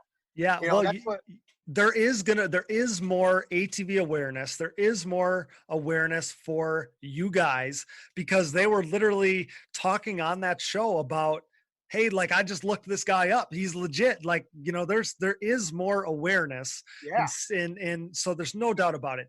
We took it as, I was worried after that first PulpMX show where they talked about ATV racing, and I didn't really sit that well with me on how ATVs were being depicted. And we took it as an opportunity, and as a cracked open door. And if we hit the right buttons, we were going to be able to do something with this. And it turned out to be bigger than I probably could have even imagined. But I mean, I guess I was really proud of how we handled it. And I was really thankful that Steve was so cool to let us, I mean, he let us kind of collab on this, and that was really cool. I was really grateful for that. And again, he wasn't anti-quad. Yes, he's opinionated, but he wasn't trying to go directly against the quad guys. That's just how he is. But I'm trying to double down on the respect, just like you are, on the respect, the positivity, because I want the ATV community to be proud of the guys voicing for them. And I want the bike guys to be able to say, you know what, those quad guys aren't what the stigma of typical quad guys are. They're cool, they're down to earth, and they're badass in their own right. That's how I want this to end. You nailed it right there. I think the perfect phrase for you, we were given a lemon with Tyler getting on there and talking about quads, and they kind of made it sound a little rough, and we turned it into lemonade. And man, I just hope it keeps going on. Everything worked out perfectly with Phil Nicoletti doing a podcast that week with Steve. Just happened to be that week, and Steve brings up quads, and it just happened to be this year that Joel was riding at PulpMX, and that he actually took it for a ride. Like how, I think that is so awesome. Like the amount of stuff that just happened to line up for all this to happen, and then Joel would be back at club where Brayton hears about all this, and he's like, "I'm gonna go check out that quad." Like, yeah. Dude, the opportunities that does, and I will give a big shout out to Joel and the Phoenix Honda for them being in the opportunity and allowing the opportunities to happen, for letting people ride their bikes. That's cool. You know, I'm always a supporter of the sport, and I'll give credit when credit's due, and they did awesome on this. Congrats to all of us in the ATV industry. Let's keep making this a positive, not a negative. And, you know, like I said, we just all got to have respect, and I think you nailed it. Man, let's just move on respectful from this, and man, I'm pumped. Yeah, all of us, and Phoenix Honda included, we got to be together on this. There's got to be a togetherness. That's how we're going to thrive from it. And yeah, I mean, I know you and I are on the same page. So, you know, awesome, Thomas. So stoked to have you on. I wanted you to be able to weigh in because I knew you'd have a good take on it. I knew with your experiences that your opinion was going to be really valuable. So again, thanks for your time tonight. Thanks for doing this with us. Stay healthy, stay safe, and we hope to see you at the races soon. Yeah. I hope to see everybody. Let's go with even better. Let's hope to see everybody at Ironman here in a month, and let's hope we're racing. But thank you all for having me. Dallas, thank you. Cody, thank you for doing this. Keep the podcast rolling. Anytime y'all want me on, I'm happy to come on, man. I'm stoked. I was like, like I said, I'm a huge podcaster, and man, if I can get some more ATV content and an inside look, I'm happy to give it. I try to be as least hypocritical as I can, or even one-sided, however you want to say it. I want ATV racing to grow. I'm pumped y'all are doing this. Pumped to be on here. Everybody hope the whole ATV community is staying safe, and let's get this world better and healthy so we can go racing. Yeah, I hope it's Iron Man. You're a great personality for the podcast. Couldn't be more grateful for you. Thanks for coming on, Thomas. We'll see you soon. Thanks, Cody. See y'all. We'll get right back to the show, but now a word from our sponsors. And thank you for listening to these ads. Without these great companies, none of this would be possible. Show your support for the people who support us. Before Digging Deep was even a reality, back when it was just an idea, CST Tires already believed in us, which is fitting because no one believes in their tires more than I do. Our title sponsor, CST Tires, and their PulpMX tires continue to hook every rider strong enough and willing to grab a handful of throttle after mounting them on their ride. Used by Thomas Brown to win races and clinch a third straight Quad Cross of Nations title, Nick Janusa when he grabbed his first career Pro Class podium, and myself, Cody Jansen, as I rode my PulpMX fronts and white label soft compound rears to a 2019 National Championship in the Junior 25 Plus class. The PulpMX tire, available in soft and standard compounds, offers the highest level of traction, most predictable cornering, and superior wear characteristics when compared to the competition. Visit CSTTires.com to join the CST takeover today, or prepare to be beat by someone who did. CST Tires, where passion meets the ground. Anybody that I've gotten to try them, I've heard nothing but positive things back. We're proud to be Team Blue Crew here at the Digging Deep ATVMX podcast. Why choose Yamaha? Look no further than Chad Wienen's 6 championships in the past 8 seasons aboard his Yamaha YFZ 450R.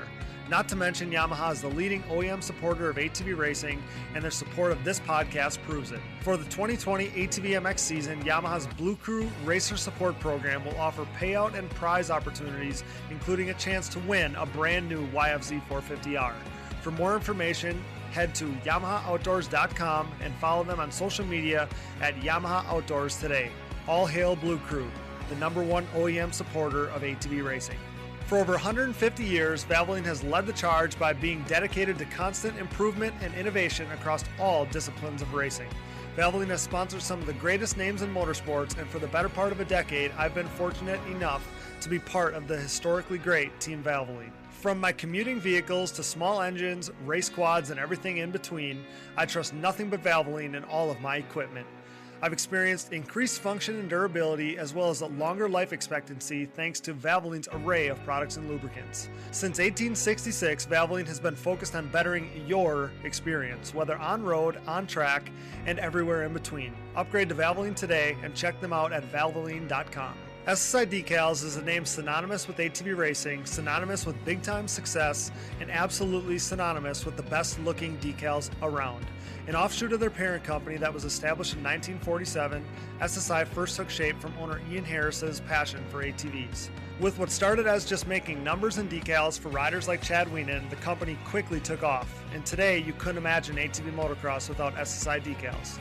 The graphics maker and designer now supports all the top teams in ATV motocross, as well as teams and riders racing GNCC, Work Series, Pro Motocross and Supercross, Canadian Pro Motocross, short course off-road trucks, UTVs, snowcross, and, oh yeah, 6-time NHRA World Champion Clay Milliken. No project is too big or too small for SSI decals, making your identity stick with championship-level graphics. Head over to SSIDecals.com today and then maybe call the doctor because things are about to get sick. The Digging Deep ATVMX podcast is brought to you in part by DID Racing Chain and their 520 ATV2 chain. This patented X-ring chain boasts a steel alloy construction for reduced weight, increased strength, and a longer overall chain life, making it the optimal ATV racing chain. Pick up an ATV2 chain today at your local dealer or wherever DID chains are sold. Don't forget about their motocross, off-road, and street bike chains as well. Wherever you go, go with DID. Hello listeners, this is Chad Wienen, 6-time AMA ATV Pro National Champion, an owner of Wienen Motorsports and proud partner of Digging Deep ATVMX podcast. The two of us share a strong passion for ATVMX. Owning my own team gives us the ability to handpick the best products on the market for our racing program. With consistent testing, research, and development, we are confident that when choosing the products we believe in, our customers will be satisfied in building their own race program as well. We race what we sell. With brands like Fox Shocks, Walsh Racecraft, SSI Decals, Wrath Racing, and Hinson Racing, just to mention a few, go to check out WienenMotorsports.com to see the full lineup. Enter discount promo code DIGDEEP at checkout. Enough talking already. Get out and get some fresh air and go ride. Hope to see you at the track soon. We are proud to be partnered with Numera Technologies. Since 2001, Numera has led the charge in the ATV and side-by-side market, covering more applications than anyone else in the industry. Numera's advanced piston technology uses a NASA-exclusive aluminum alloy that helps to reduce expansion rates, that allows for tighter tolerances and leads to higher overall engine performance for your machine. For more information about Numera's wide offerings of pistons, rings, gaskets, and industry-leading top-end repair kits, visit your local dealer or online at www.numera.com. Numera Technologies, pistons with an attitude. We are pleased to be partnered with Bronco ATV and UTV components. Bronco has been an industry leader in replacement hard parts and accessories for all makes and models for over 15 years. With a catalog that includes a full line of electrical components, engine internals like rods and cylinders, all the way down to suspension parts and bearing kits, Bronco is your hard part source for whatever you need for whatever you ride. Available exclusively through distributors around the world. Visit your local dealer or online at broncoatv.com. The Digging Deep ATVMX podcast is also sponsored by DP Brakes, a longtime supporter of ATV racing and the world leader in sintered brake technology. DP has been dominating the ATV world for decades by supporting the best four-wheeled racers on the planet. 2020 is no different, with an impressive lineup including AMA ATV Pro Class champion Joel Hetrick and Phoenix Racing Honda team, Cody Jansen and his 2019 Junior 25+ National Championship, Baldwin Motorsports, Nick Januza, Wesley Wolf, and much more in the ATV motocross. In GNCC Racing, DP has 16 of the top 17 pros heading into 2020. This includes the champ Walker Fowler, Bryson Neal, Chris Borich, Cole Richardson, Jared McClure, Adam McGill, and more. These riders continue to appreciate the high performance and impressive durability that their DP brakes have to offer, products that ultimately help place them on the top of the podium. Available at www.dp-brakes.com. Purchase at your local dealer or message us for the contact info today. What are you waiting for? Join the best ATV riders in the world on DP brakes. Forworks Carbon's innovative lightweight products include top-notch seat covers, carbon fiber, and plastic hoods, gas tank covers, exhaust shields, shock guards, and much more. Whether you have an ATV, UTV, or snowmobile, Forworks has the goodies that will improve your ride and make you salivate. We trust Forworks for increased function and a sexier look, and you should too. Forworks Carbon, always working hard to bring high quality and innovative parts to the market. Check them out today at fwcarbon.com. We are proud to be partnered with Gripped Gloves. Gripped is an ATV rider-owned and operated brand with the rider in mind and the goal of keeping costs affordable. The Michigan-based family operation recognizes riders' desire to showcase their identity. Owner David Payne's love for eccentric colorways and crazy patterns shows in his product, something not often found in the work of big manufacturers. Here to push stereotypes and limitations, Grip's drive is to produce a glove with cool colors and designs that won't break the bank. With comfort and quality as key motivators, the family affair is constantly working on the next more innovative and improved glove. Get a grip on life, join the Gripped movement, because no one wants a bland glove. Check them out today at grippedgloves.com, that's GRIPT gloves.com, and use discount code DIGGINGDEEP10 to save at checkout. If you were to guess, on average, how many days people in the U.S. have to wait to see a doctor, what would you say? Americans have to wait around 29 days to see a doctor in major U.S. cities. And if you're dealing with a condition like erectile dysfunction, you want treatment ASAP. That's why our friends at Roman have spent years building a digital platform that can connect you with a licensed doctor in your state, all from the comfort of your home. Roman makes it convenient to get the treatment you need on your schedule. Just grab your phone or computer, complete a free online visit, and you'll hear back from a U.S. licensed physician within 24 hours. If the doctor decides that treatment is right for you, Roman's Pharmacy can ship your medication to you with free 2-day shipping. You also get free unlimited follow-ups with your doctor anytime you have questions or want to adjust your treatment plan. With Roman, there are no commitments and you can cancel anytime. So if you're struggling with ED, go to getroman.com/digging for your free online visit and free 2-day shipping. That's getroman.com/digging for your free online visit and free 2-day shipping. We are proud to be partnered with Avocado Green Mattresses. We all know that sleep and rest are an important part of any athlete's routine. Avocado's line of natural mattresses and pillows provide exactly the support you need to ensure you perform at your best while doing the best for the planet. The Avocado mattress offers zoned back support with an internal support unit, meaning whether you are recovering from a hard day of riding or relaxing on a Sunday morning, you will be experiencing next level comfort. You can rest in peace knowing the components in your mattress and pillow are non-toxic, natural, and sustainably sourced. And getting your Avocado Green mattress could not be any easier. They offer a 100-night sleep trial, free shipping and return pickups, and a 25-year warranty. And if that wasn't enough, rest assured knowing they have 5-star ratings by verified customers, including some of the Digging Deep staff. Step up your sleep game by visiting avocadomattress.com. Thanks for listening, and remember to support our partners. Now back to the show. And now, brought to you by SSI Decals and their proven championship-level graphics, it's Phoenix Racing Honda teammates back at it again this week. We have your reigning AMA ATV Pro champion, Mr. Joel Hetrick. Welcome back, mate. What's up, guys? Glad to be here. And perennial podium contender, Jeffrey Rastrelli. Thanks for coming on, pal. Glad to be here, Cody. Thanks for having me. And joining us this week is their two-wheeled teammate, Heath Harrison. Thanks for joining us, man. Happy to have you. Yeah, thanks for having me on this four-wheel show. I'm stoked to be a part of it. Now, obviously, my listeners are familiar with Joel and Jeffrey, of course, but Heath, I mean, you're the real deal too. You're a 10-year pro, former arena cross champion, national number holding pro, meaning you're a top 20 pro motocross finisher. You've been a supercross main event guy. Now you're racing cross country professionally for Phoenix. So as I said, you're the real deal. Like, we're honored to have you here with us. Yeah, thank you. It's awesome to be a part of what you guys are doing, and I'm honored to be able to be a part of it with guys like Joel and Jeffrey. So yeah, thank you for having me. Yeah, we got a diverse group tonight, so I'm really excited about it. Joel and Jeffrey, you guys had some really cool stuff go down since the last time we talked, since the last podcast. We'll get into that in a bit here, but how about all the quad talk happening right now? This is big for us. Yeah, it's huge, man. It's really big. It's exciting. I mean, really, we haven't had this much exposure in a long time, and just it's awesome to get our sport noticed some more. I mean, I think we're the real deal. We're real, professional athletes. We do all the work like everybody else. It's just nice to be recognized, and nice to have Heath on here. He's probably one of the best dudes I know. Me and him get along great, and it's just same with Joel and him. And it's just to have somebody on that side of it too, to be able to talk about it with us and actually ride the quad. And it's just it's going to be a good podcast here. It's going to be a lot of fun talking with these boys, and super excited to get the ball rolling for sure. Absolutely, Joel. I mean, all the ATV talk going around, like it's got to be, you're the leader of the pack. You're the reigning champ, so it's got to be pretty cool for you as well. Oh yeah, definitely. I've been getting text messages, this and that.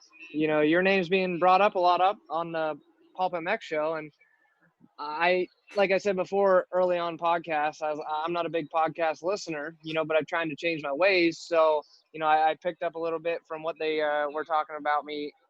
I think it was the last show, the recent one, and I just thought it was really cool to hear that type of talk coming from those guys, those high level athletes. Just Brayton was super cool when he was saying I'm super humble, and it means a lot just because that we've never really had that camaraderie. So it's cool to hear that stuff from them guys, and get to mix it up with them like we do at club every once in a while. And of course now we got Heath and Jace on the team, so them being a part of it, we're getting to experience a little bit more of that dirt bike side. Absolutely. It's just cool for the ATV community to get that kind of name recognition out there. Like you said, your name's getting thrown around a little bit. So really cool. I mean, there's been a lot of ATV talk, of course. We're ready for a little more here. I loved the way I ended our talks last week with all the positivity. You guys both kind of hinted at the fact, Joel and Jeffrey, that it probably wasn't over. And you were right. There was a lot of quad talk again on this week's PulpMX show. So let's roll the highlight of the quad talk to ensure everybody's caught up. Check this out. We'll talk about that tonight. We'll have some more quad gate talk. If you go on Phoenix Honda Racing Team's Facebook page, there's a video of Heath Harrison and Jace Owen riding four-wheelers, and the four-wheeler riders are riding the... I saw that, bike. yeah. I saw some of that, yeah. So they even said in the video a little bit that they could do pretty good. The four-wheeler riders said that to the motocross riders. So in the intermediate class. Well, yeah, I mean, as I said, and Cade and Jim will back me up, motocrossers can go do flat tracking, they can do GNCCs, they can go road racing, they can go quad racing, they can do any of that and be successful at it. The other guys cannot jump into moto and be successful. It's that simple. Listen, that Hetrick guy is legit, and Chad Wienen, like they're gnarly. Oh, they're athletes. They're athletes. They're gnarly. So I'm not going to agree with you on that. But again, give Brayton or Chase Sexton or one of these guys, give them like a couple weeks on a quad, and they'll be top 5. No problem. Pleased and proud to bring you our next guest of the night. This is a multi-time Australian Supercross champion, Daytona Supercross champion, Justin Brayton. What's up, JB? How are you? I do remember the quads racing Steel City the day of the National, though. For sure that happened. I remember that as well. Right. I remember that. Was that 08 or 09? I forget. But whoever won, or even like the top 3 guys, they were ripping. And I remember that triple, next to the start at Steel City. Yeah. Like, they were jumping that, and only like the top 450 guys were doing it. Okay. As far as like in our class. And they were absolutely ripping. So, turns out, Brayton, I didn't know this, but down at Club MX, the #1 quad racer in the world trains there. So I had actually never met him. His name is Joel Hetrick. So okay. And there was a lot of social media talk. And yes, there was. I'm like, oh my gosh, like I'm just getting thrown into this. And I was kind of embracing it. I'm like, you know what? I love a good challenge. Like, all right, I'll ride a quad, So Joel's there one day, and I show up, and Duff's like, hey, Joel was just up here taking a picture of your bike, and I'm like, is he cool or is he like, like talking crap or what's he doing? He's like, no, dude, he's super cool. He's a really cool guy. So then I'm like, all right. I just went over and they were doing like a full day of engine testing or something. And super cool guy, like really, really humble. And I'm like, all right, hey, let's go out on the track or whatever. And I want to kind of see the way it goes because I'd never ridden this layout in this track. And I'm like, I may try to ride your quad, you know? Yeah. And I went out there and I'm watching him and I'm like, dude, this guy rips. Right. Like, it was unbelievable. He absolutely rips. So I actually did. I jumped on his quad and I cruised it around a little bit. I didn't do anything crazy, but yeah, just like around the parking lot and kind of messed around. And it's not easy, Steve. It's not easy. Listen, JB, I don't want to hear. It's not easy. I don't want to hear. The biggest worry is what I would compare it to is throw like your wash machine out the window of like a 6-story building.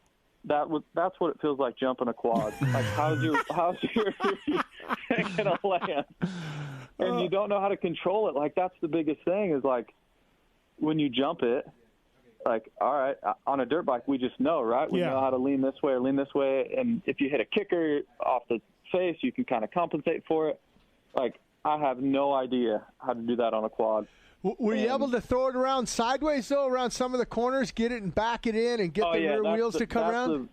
That's the most fun part, Jim. Right. Like, that part's awesome. And there was actually a little set of whoops that was my favorite part as well. They were just kind of small, but it was fun. Like, if the timing of it was right, I would love to. I think it would be super fun, mainly because Joel was really cool. Okay. And, I just think it would be fun. I just wanted to see what it felt like and if it was even possible to have some sort of competition.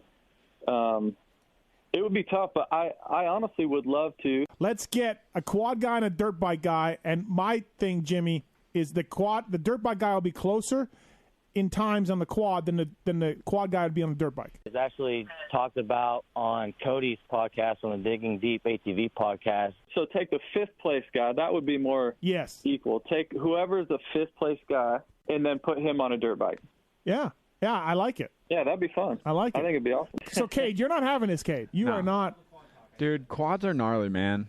They're a whole different beast, and I think when you try to go fast on them, like it gets worse. It doesn't get easier. Well, Heath Harrison rode one, right? Him and Owen, they both did. Yeah, they rode one. So the day before I was there, they were out riding one. Yeah, I did a privateer podcast with Phil, and all he would talk about how gnarly quads were. Oh, yeah, just oh god, quad. So all the quad guys heard that, so they jumped on Team Phil. Yeah, it's easy. No problem. We got this. I agree with you to a certain extent, but I do agree with Phil in some things. Doing jumps and some things of aspects of quads is way gnarlier than dirt bikes. Yeah, I just don't see it being that hard, man. I'm sorry, I don't. All you quad guys are welcome, okay? You're all welcome. I got you pressed, all right? You got mentioned, all right?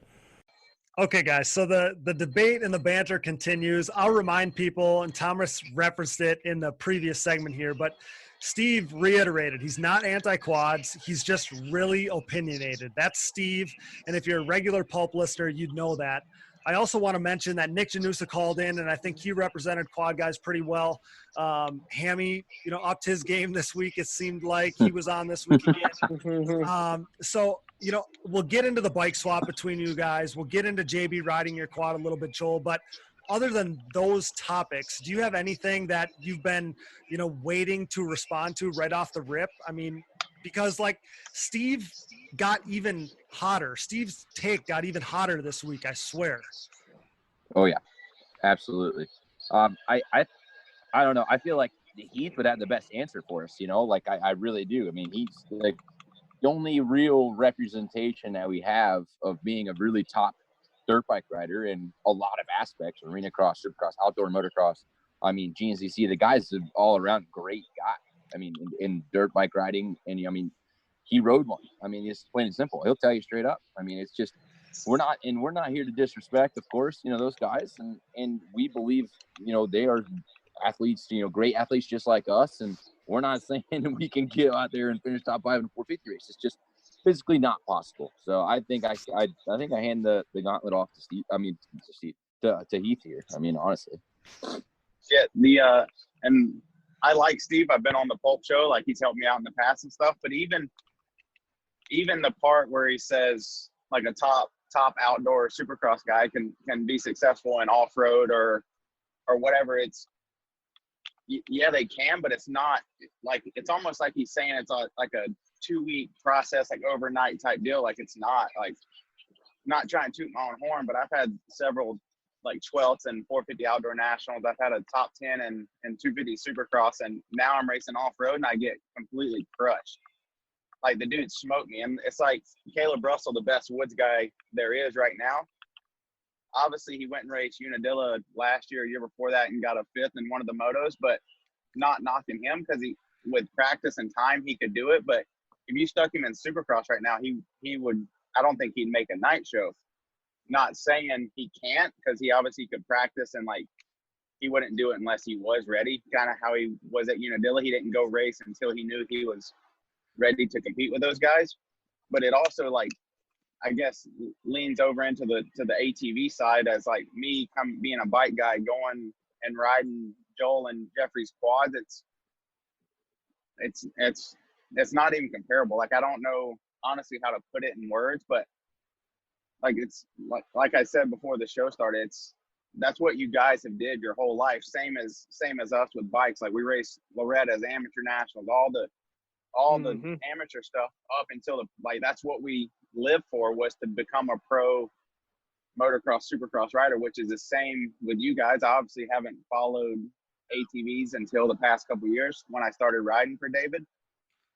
And like, you guys rode mini quads and like the whole thing, same thing we did, just the scene's not quite as big, and it's not, I don't think you guys aren't talked about. You're just not talked about in our world, I guess you can say. It's like, whereas supercross and all that's on TV, so you guys obviously watch it and that kind of stuff. But it's like tennis. Like, I don't watch tennis. I feel like you guys don't watch tennis, but that's not to say it's not a huge sport. You know what I mean? Or not to say that, or not to say that those guys aren't good at what they do. They're badass at what they do. It doesn't matter. I said this in a previous segment. It doesn't matter what the sport is. It could be gymnastics, and you could be badass at gymnastics, but maybe that's not our gig. And right. That's why, again, like, I don't want to bash Steve. Like, that's not it. We love, every one of us loves Pulp. Like, we just simply don't agree with the guy. Not even a little. Like, that's where it ends. Yeah, I agree. Yeah, I think he's, just putting a guarantee on it for the top moto guys, that it, in his mind, he can guarantee you that in a couple weeks they're going to be beating the top 5 pros. And to me, it's unreasonable, because in my mind, I could never picture myself in a couple weeks even being remotely close to Heath on a dirt bike on a outdoor motocross track. Absolutely nonetheless not. A supercross track. Right, absolutely. And I don't even get into supercross, because those two don't even compare whatsoever. But outdoor moto to outdoor ATV, you can't just put a guarantee on Justin Brayton beating Nick Janusa, or the 5th guy, which would be, I think Hogue finished 5th last year. Like, I don't foresee that happening within a couple weeks. Janusa finished 5th last year, and that's why it was, it's been what, 4 or 5 years he's always been 5th. So I mean, there was a comparison right there. But like I said last week, the top 5 guys are so badass, and I'll say this again, I'll probably say it some more, but when he's talking about Eli Tomac, when he's talking about even Justin Brayton, any of those top guys, our top 5 guys are from the same mold. They're just the ATV version of those guys. Yeah, and even like when Jeffrey and Joel were doing engine testing, like, I did a moto on my dirt bike, obviously on the same track that they were testing on.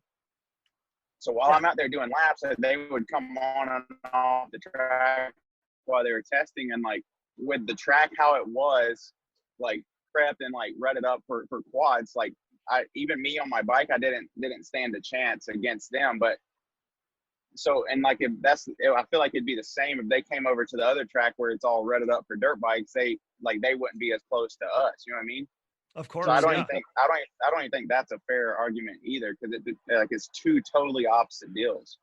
Yeah, I mean, exactly. Agreed. And that's where the big thing is with the track prep. I mean, that's where the debate is in the biggest aspect. How, like, you guys are born and bred, you ride these style tracks, these style ruts, okay, and then you come to a four-wheeler and say you get on a four-wheeler and you go ride a four-wheeler track. It's a completely different aspect of riding.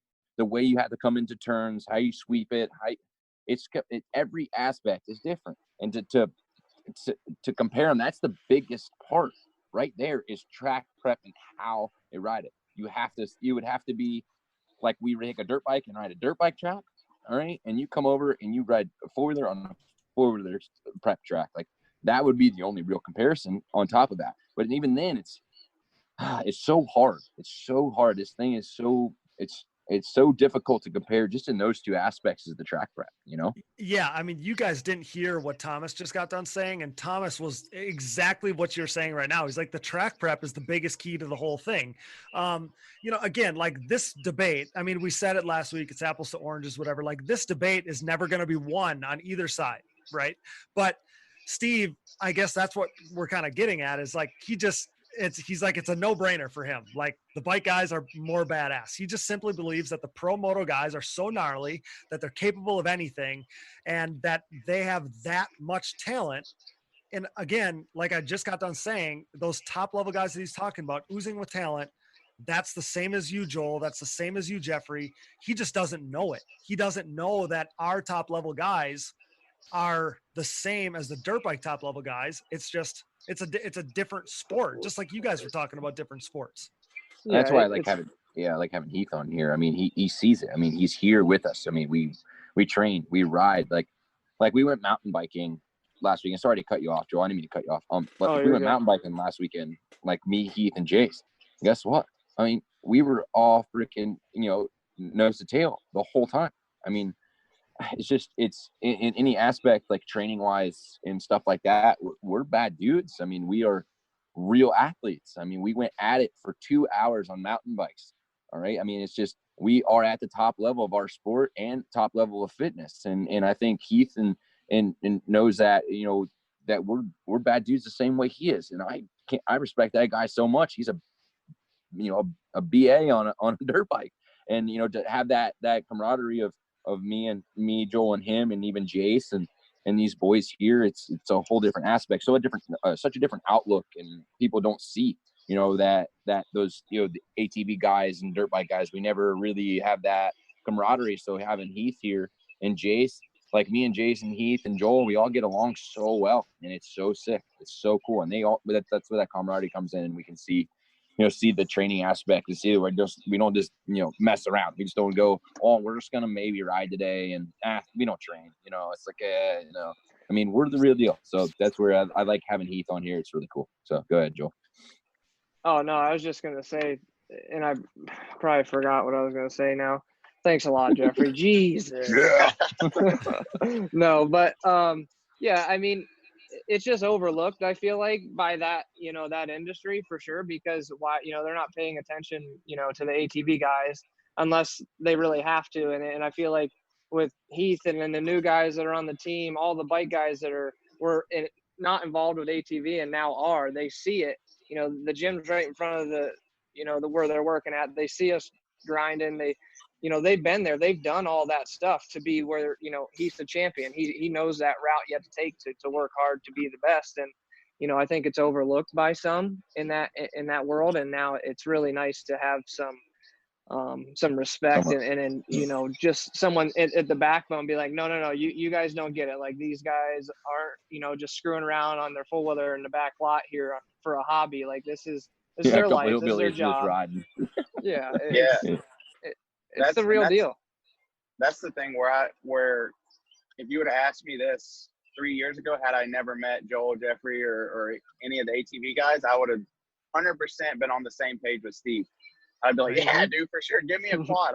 I'll take them. No problem. Yep. Dude, they sit down and ride couches. You know what I mean? So yep. I get where he's coming from, but at the end of the day, it's all the same mindset. It's different. Like a different riding style, a different sport, but this it's the same. They do pretty much like Jeffrey was saying. We went mountain biking, like they do the same stuff in the gym, on the bike, off the bike. Like it's all the same. It's just it's different. You can't even compare the racing part of it. Exactly, and that's why your take is so meaningful, I think, to us and to a lot of our our ATV listeners, is because the guys that truly get it are the guys that seem to have ridden an ATV or have ridden an ATV on a motocross track. They get it. It's the guys that are like really discounting this are the guys that have no experience, haven't done it, and are like, oh, quads. Like, right. Why would you even put this together? Yeah, and it's also the same guys that haven't seen it like live. They've just seen Instagram videos, and then the only thing they've seen live is Billy and Bob out in the field on stock quads. You know what I mean? Billy and Bob. Yeah. That's my uncles. I've seen them on quads, but no, I'm just kidding. That's funny. So I mean, we're all about like the respect side of it, and you got to know how to take Steve, because again, I like mentioned it a little bit already. The only thing that he really did that was maybe like you could take disrespectful in this episode, Joel mentioned, that there was maybe a comment or two in the last one was a little edgy. Well, on this most recent episode, the only thing that really sparked me as disrespectful, and I'm a huge flat track fan, like Jared Mees is my boy, but he comes on in the segment after the quad talk. They barely know anything about flat track racing, but they're like, these dudes are gnarly. And I'm like, really? Like, so are quads. Top level athletes are badass, no matter what version of the sport or motocross or motorsports you are, plain and simple. I was sitting here like thinking, and that's probably the ATV mind that I have, but I'm like, are you serious right now? You don't even know about flat track stuff, but they're badasses, and quads are like laughable. Yeah, I think it's just because they're on two wheels. It's just that thing that just the two-wheel guys, they have this mindset for some reason that they're just better than four-wheel guys. Hey, this bothers me. And the other thing was that really caught me that I really get fired up about is him calling us failed motocrossers. That really eats me up. I mean, it really does. I mean, he's been here. I listen to it and I get fired up in the shop. And I cannot believe he doubled down on the failed motocrosser thing. Like that's how he started it. If you guys could do it, you would, to make millions of dollars. Well, if I started it freaking when I was 10 years old, okay, if I go back, maybe when I was 10 and then start, or 5 and start on a dirt bike, do it all over again, maybe. Freaking so maybe. He said this again. He said it again. Oh yeah. Oh yeah. Twice. Oh yeah. Again, twice. Dude, oh, yeah. I've been holding my freaking tongue. Oh my God. I've been holding my tongue. That's the part that's really makes me angry. And what straight up hate. So other than that, it's all good. Other than that, it's all good. But that particular comment is like, no, we ain't all good, bro. We ain't all good. Hey, does that mean since I rode my sister's little 90 quad back in when I was 10 that I'm a failed quad rider? Is that what that means? I'm a failed ATV motocross rider. Yeah, you betcha. So his thing at night. His thing is that there is no place in his mind that he thinks that somebody could actually enjoy riding or racing an ATV. It's only if I can't ride a motorcycle, if I can't ride motocross, then you know what? ATVs are my backup plan. That's like that's literally what he believes. That's so true. Hey, the best dude I think that could ride a quad, and I don't even know if he could, would be Ryan Sipes. He's the most versatile dude on two wheels. If we could get him on a quad, I think he stands a better chance than the rest of us. He seems to figure everything out pretty quick. Or like Pastrana, just a bad dude on every aspect, and I could agree because that dude backflipped at Monster Jam on a quad, like just off rip. Yeah. Like, let me just get on this quad and I'm a backflip. That's a bad dude. Yeah. I'm not backflipping my quad. I'm sorry. All right, like that's another guy that's could be. Or jumping out of an airplane with no parachute. Yeah. So it's just I'm good. I don't have the the set of what that he has. So the kahunas. Yeah, the kahunas. I mean, that's just that guy's on a different level, and that's just. But yeah, there's I don't know, man. That's the two people that I would say that only have a chance. So I'm pretty sure how this. Go ahead. And I honestly don't think they could. But if I'm a betting man, I'm putting my money on either one of them.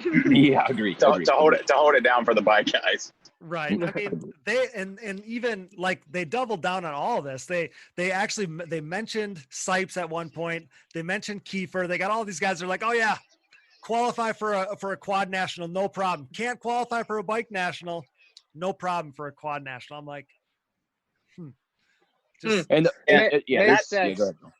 That's another thing too. It's just like, and I've never raced the quad, so maybe those tracks are prep different than what I rode at club.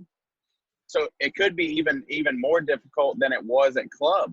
You know what I mean? Because same aspect for us on the dirt bike. I mean, same thing. Yeah. Like the track was pretty smooth and not really dirt bike rutted. I mean, it could be the same aspect, vice versa. That track, I think when I just tested yesterday, that track was really deep. They added a bunch of sand to it and got kickers. Man, the two corners you guys had a problem with were the rutted ones, and there was only two corners. Like that last time we tested, when I tested yesterday, every corner was like that. And you guys were like, listen, I'm going around that stuff. Like, frick that. I'm not going through we would have been screwed. 100%. It's just the same thing. Same aspect for, dirt bike to quad. I mean, you do the dirt bike, fully prepped, rutted out. I mean, I probably wouldn't have rode as good as I did at club, and maybe vice versa, Okay, so and you even guys, go ahead. That's even for like good bike guys like Keefer. If you go to California to Glen Helen on Thursday, he's going to be one of the fastest guys there. But then when it's prep for a national, it's not the same. Right. So absolutely. So you guys are starting to reference the bike swap a little bit. Let's get into this. So we talked about it a little bit here. We talked, Pulp started kind of the talks. We talked about it in depth here, in length. How did this thing actually come about? Like, I mean, again, like we talked about it. Who brought the talks to life and was like, hey, we should actually do like a bike ATV swap? I don't even know how it happened. I mean, I'd have to be Joel and Heath. I think Joel got on Jace's bike, and then next thing I know, Joel came off the track, and I got on Jace's bike, and then these did Heath and Jace all of a sudden run the quads, and I so this wasn't like a pre-planned thing. No, I don't know. No, so it wasn't. I don't think so. Grayson, and then the two Mickelsons and Brogan Geyer, 2 years ago or a year ago maybe, came down to Alabama and rode my sand track with me before I ever even rode a quad. So while they were down there, I'm like, oh, dude, let me take this thing for a few laps. Well, I didn't do a single jump, and it was like I did maybe 3 or 4 laps. I was embarrassed. I'm like, arm pump, thumb pump, give me all. So I hadn't rode one since then until the other day. So Jason and I get done with our motos on the bike track at club. And we're like, oh, dude, let's ride back there and see what those guys are up to. So we go down there. We pull up, and I'm not even kidding. It's not 2 sentences later. Jay says, dude, let's ride them. I'm like, man, dude, I don't think you realize how hard it is. Like, it's not fun for us. but I'm like, if you get on one, then I have to get on one. So we actually get on Joel and I guess Grayson's practice bikes. And we take off. Well, now, act like I know what I'm doing. So he's behind me. We make a couple laps, and there's like this step up that, I could probably do on a pit bike, like a 110. You know what I mean? It's not big at all. Okay. So I get lined up for it, and I make sure I'm straight, and I hit it, and I'm like, oh, dude, I did pretty good. So then we're cruising around. Jace pulls up next to me. He's like, dude, why are you jumping? I'm like, because you're here. I can't be terrible. So then the next time I do the step up, I'm cocky now. Next time I do the step up, dude, the quad goes sideways.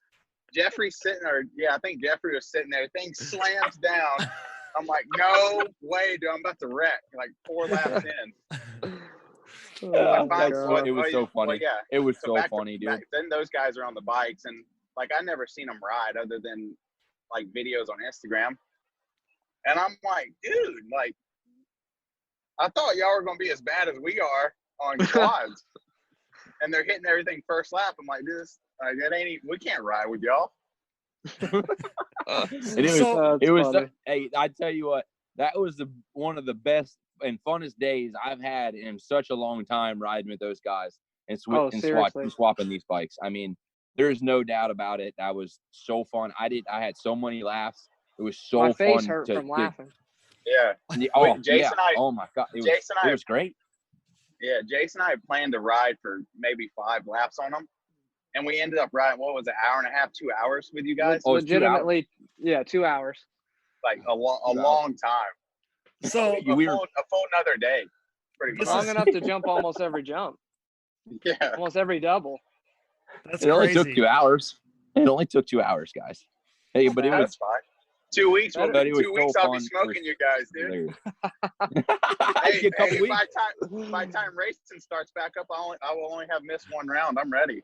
You're in. Exactly. Yeah. You got 4 weeks, Heath. Let's go. Jeez, now the Pulp guys are gonna be like, yeah, they went on the ATV show and. Yep. Oh, they hate us. I'll never get invited back on Pulp ever again. Yeah. Steve they already hate Heath. Like Heath is on the ATV side now. He's already switched. They think Dang. they think he's a goner. They won't let me sign up for any more bike races. They're just pulling the plug. Yeah. He's just gonna have to. We're gonna have to talk to Dave, switch contracts over the ATV side. It's all right. That's crazy. I can't believe that it wasn't, this big planned thing, because the video comes out and I'm like, wow, like it actually was it spoken into existence? I mean, they even talked about it on the Pulp show. They're like, hey, did this big Phoenix setup ride? Did this start with the Pulp show? Or so that's funny that nothing, it wasn't even this planned thing. It just happened. So Heath, I mean, and again, maybe this question doesn't apply because it wasn't this big planned event, but were you reluctant at all to do it? Like, I mean, you were almost put on the spot as a bike guy hopping on the quad, and now there was all this talk about it and this, that, and the other thing, or were you open-minded from the very beginning? Yeah, I was pretty open-minded because I've been to several of their races, so I know that I would be nowhere near those guys. So it's not like I got on it thinking like, all right, dude, I'm about to show these boys what's up. You know what I mean? So it's oh, shit. Yeah. So that's so funny. I was ready for whatever. Like I could care less how I looked on it, honestly. Like if I was the slowest thing they ever seen, then that's fine with me.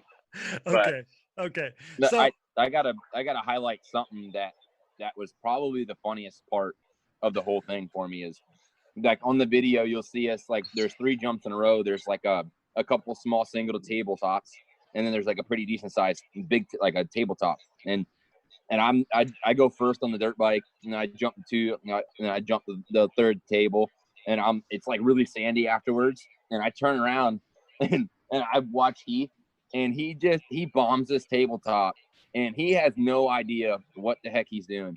He bombs this thing, Ricky nosedive to the left, and he's just rolling with it. Don't try to fix it because he doesn't don't know how.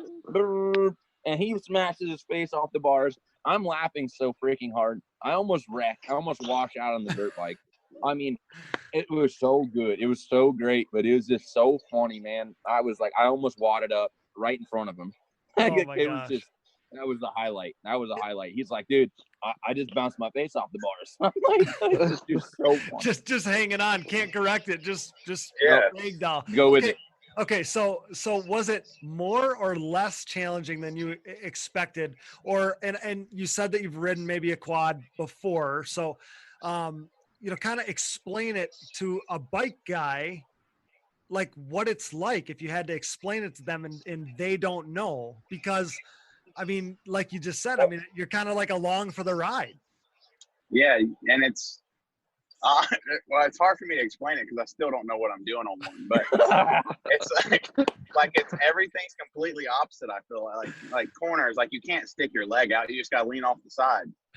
Which obviously, like we felt like we were sitting on the Nerf bar, but we barely even were off the seat. So it's like and then obviously jumping, like so you're going up the face and like you see it's not completely level.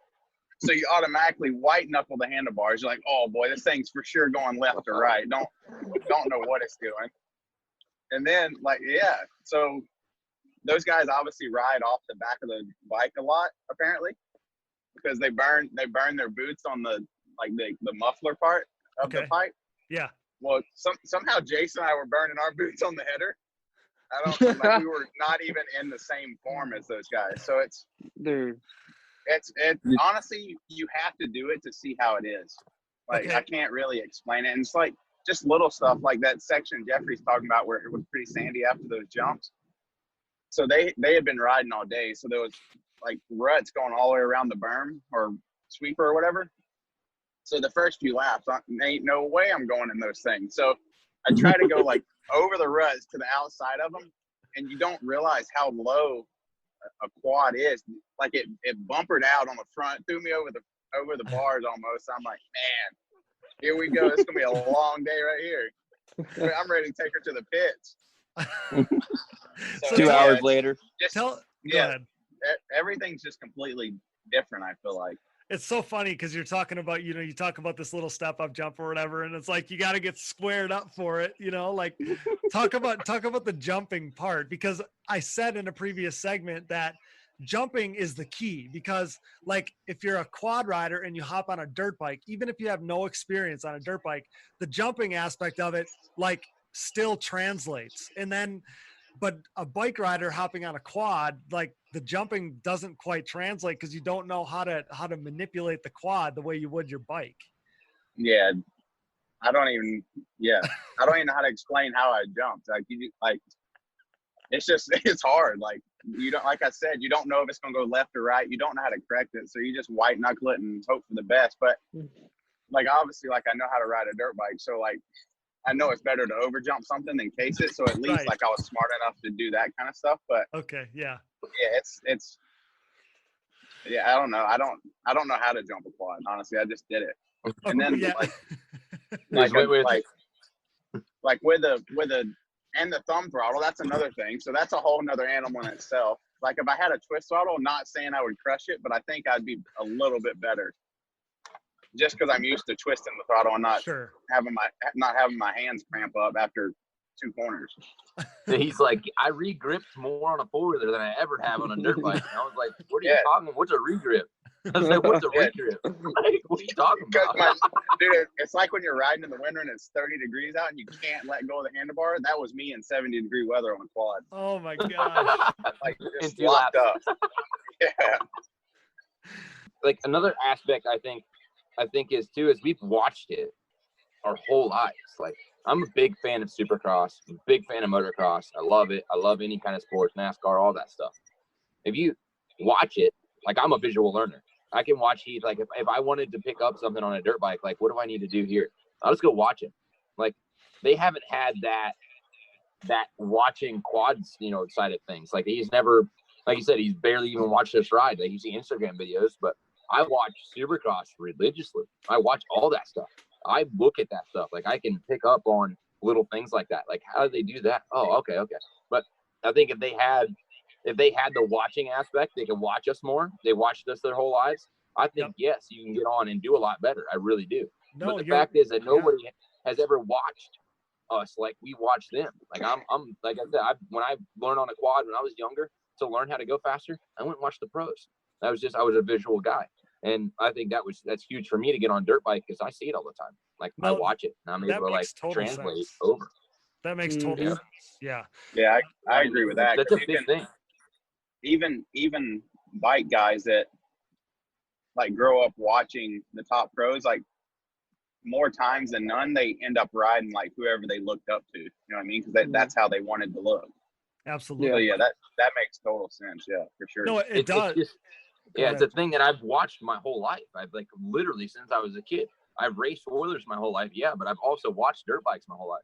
So I can get on one and I'm like, all right, this feels funky. Get on it and I'm like, all right, just like you can almost visualize yourself riding it like they do. Just do what they do. Come in the corner, stand up, sit down. You got to pick the leg up. Like they just don't have that to translate to us. And that's where it's really hard. I mean, like Joel, we got on the bike and it was first lap. We can jump everything. It's no problem. But I think it's just because, back in your mind, you just know how to do it because we, personally watched it. I mean, that's the one. I think that's a big aspect of it. I agree with that. Definitely. Absolutely. It'd be like when you were young, telling you to go play basketball if you've never seen basketball or whatever. Like, yeah, you could throw the ball at the hoop, but you wouldn't know how to shoot type of deal. Yeah, but it's like, am I supposed to make the ball in that hoop? Like, you just don't know because you never seen it. So that's where I think that it translates for us better because we get to watch it, and they don't. And that's just a big thing that I thought was a big deciding factor in how he rides a four-wheeler and I ride a dirt bike. Yeah, with even body position, like he said, they're burning their boots on the header. And I'm like, how in the heck are you doing that?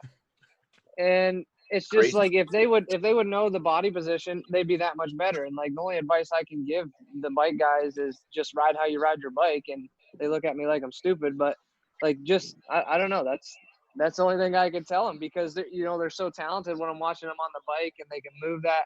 The bike wherever they want, they can do it on the quad. Don't get me wrong. It's just it takes some time and you have to be comfortable doing it.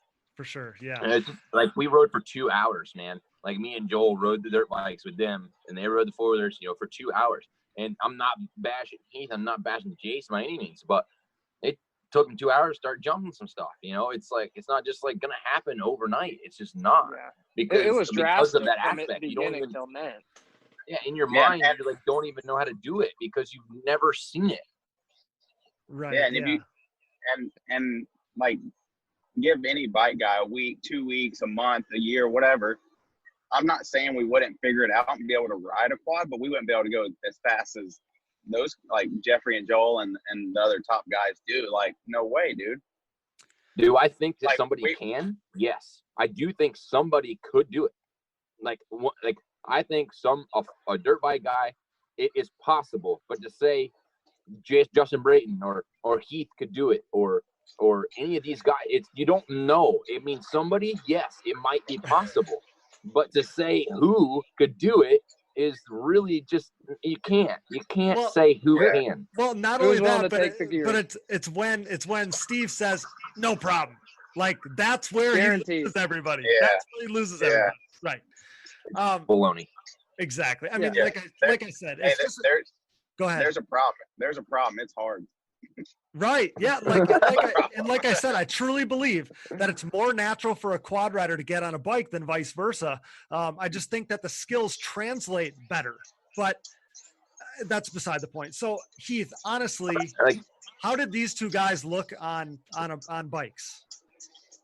Like good. I was impressed. I was like, because we all took off at the same time, and I'm thinking well, Joel's in front of me, and I'm like, all right, I'm on his quad, like thinking, yeah, whatever, dude, we'll just go ride around together. And later, dude, they're scrubbing, they're whipping, they're like taking him to. Hey, we were handing out free gift cards to Gabblebees to them.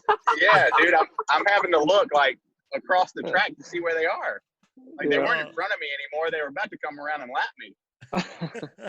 Like it wasn't like I was impressed, honestly. Like I was really impressed, and like I've seen, like I said, Instagram videos and stuff, but you can't tell with that. Right, right. Yeah. So it looked like a blast. It looked like all of you guys were having a blast. Just even seeing the camaraderie between you guys, I can see how your face would hurt from smiling and laughing and that whole deal. The videos look good. I mean, you guys look naturally good on these things. So yeah, I mean that was really cool. And Heath brought up to me about Gary Denton, how he went from being a top 10 125 rider. Yeah. Okay. Yeah. He was top 10 125, went to ATVs and was 8-time champion.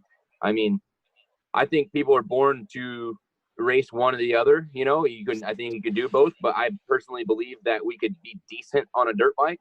And like I said, in no way we're going to beat Eli Tomac. Absolutely not. Ken Rockman, no. But to transfer to a 250 to where I think we could do it, but that's just me. This is some of the argument, I guess, is because Steve says, well, look at what Gary Denton did. Gary Denton was just the top 10 bike guy, and he's the greatest pro quad guy ever. Like that's his argument. But and I didn't know that. Yep. And Heath did the research, and he said he was a 125 top 10. Yes. Not 250. That's a whole different ballgame. Well, and that was in 79. Times have changed. we weren't even, none of us were even thought of it in 79. No. In the aspect of and another thing with the Gary Denton motocross thing, the four-wheelers just came out. You're talking, he went to a four-wheeler when the TRX 250R came out. Boom, he went to a four-wheeler. That was what the Quadzilla was the original race bike, right? Was the Suzuki the Quad Racer, Quadzilla was the 500, was the original, or 250, sorry, was the original bike. And then the Honda came out with their 250R, and then he went to it the first year, I'm pretty sure. So there wasn't even a time frame of people to ride them for 10 years or 15, 20 years like me and Joel to even get that. So he went and transferred his skills from the two wheels, to a brand new sport.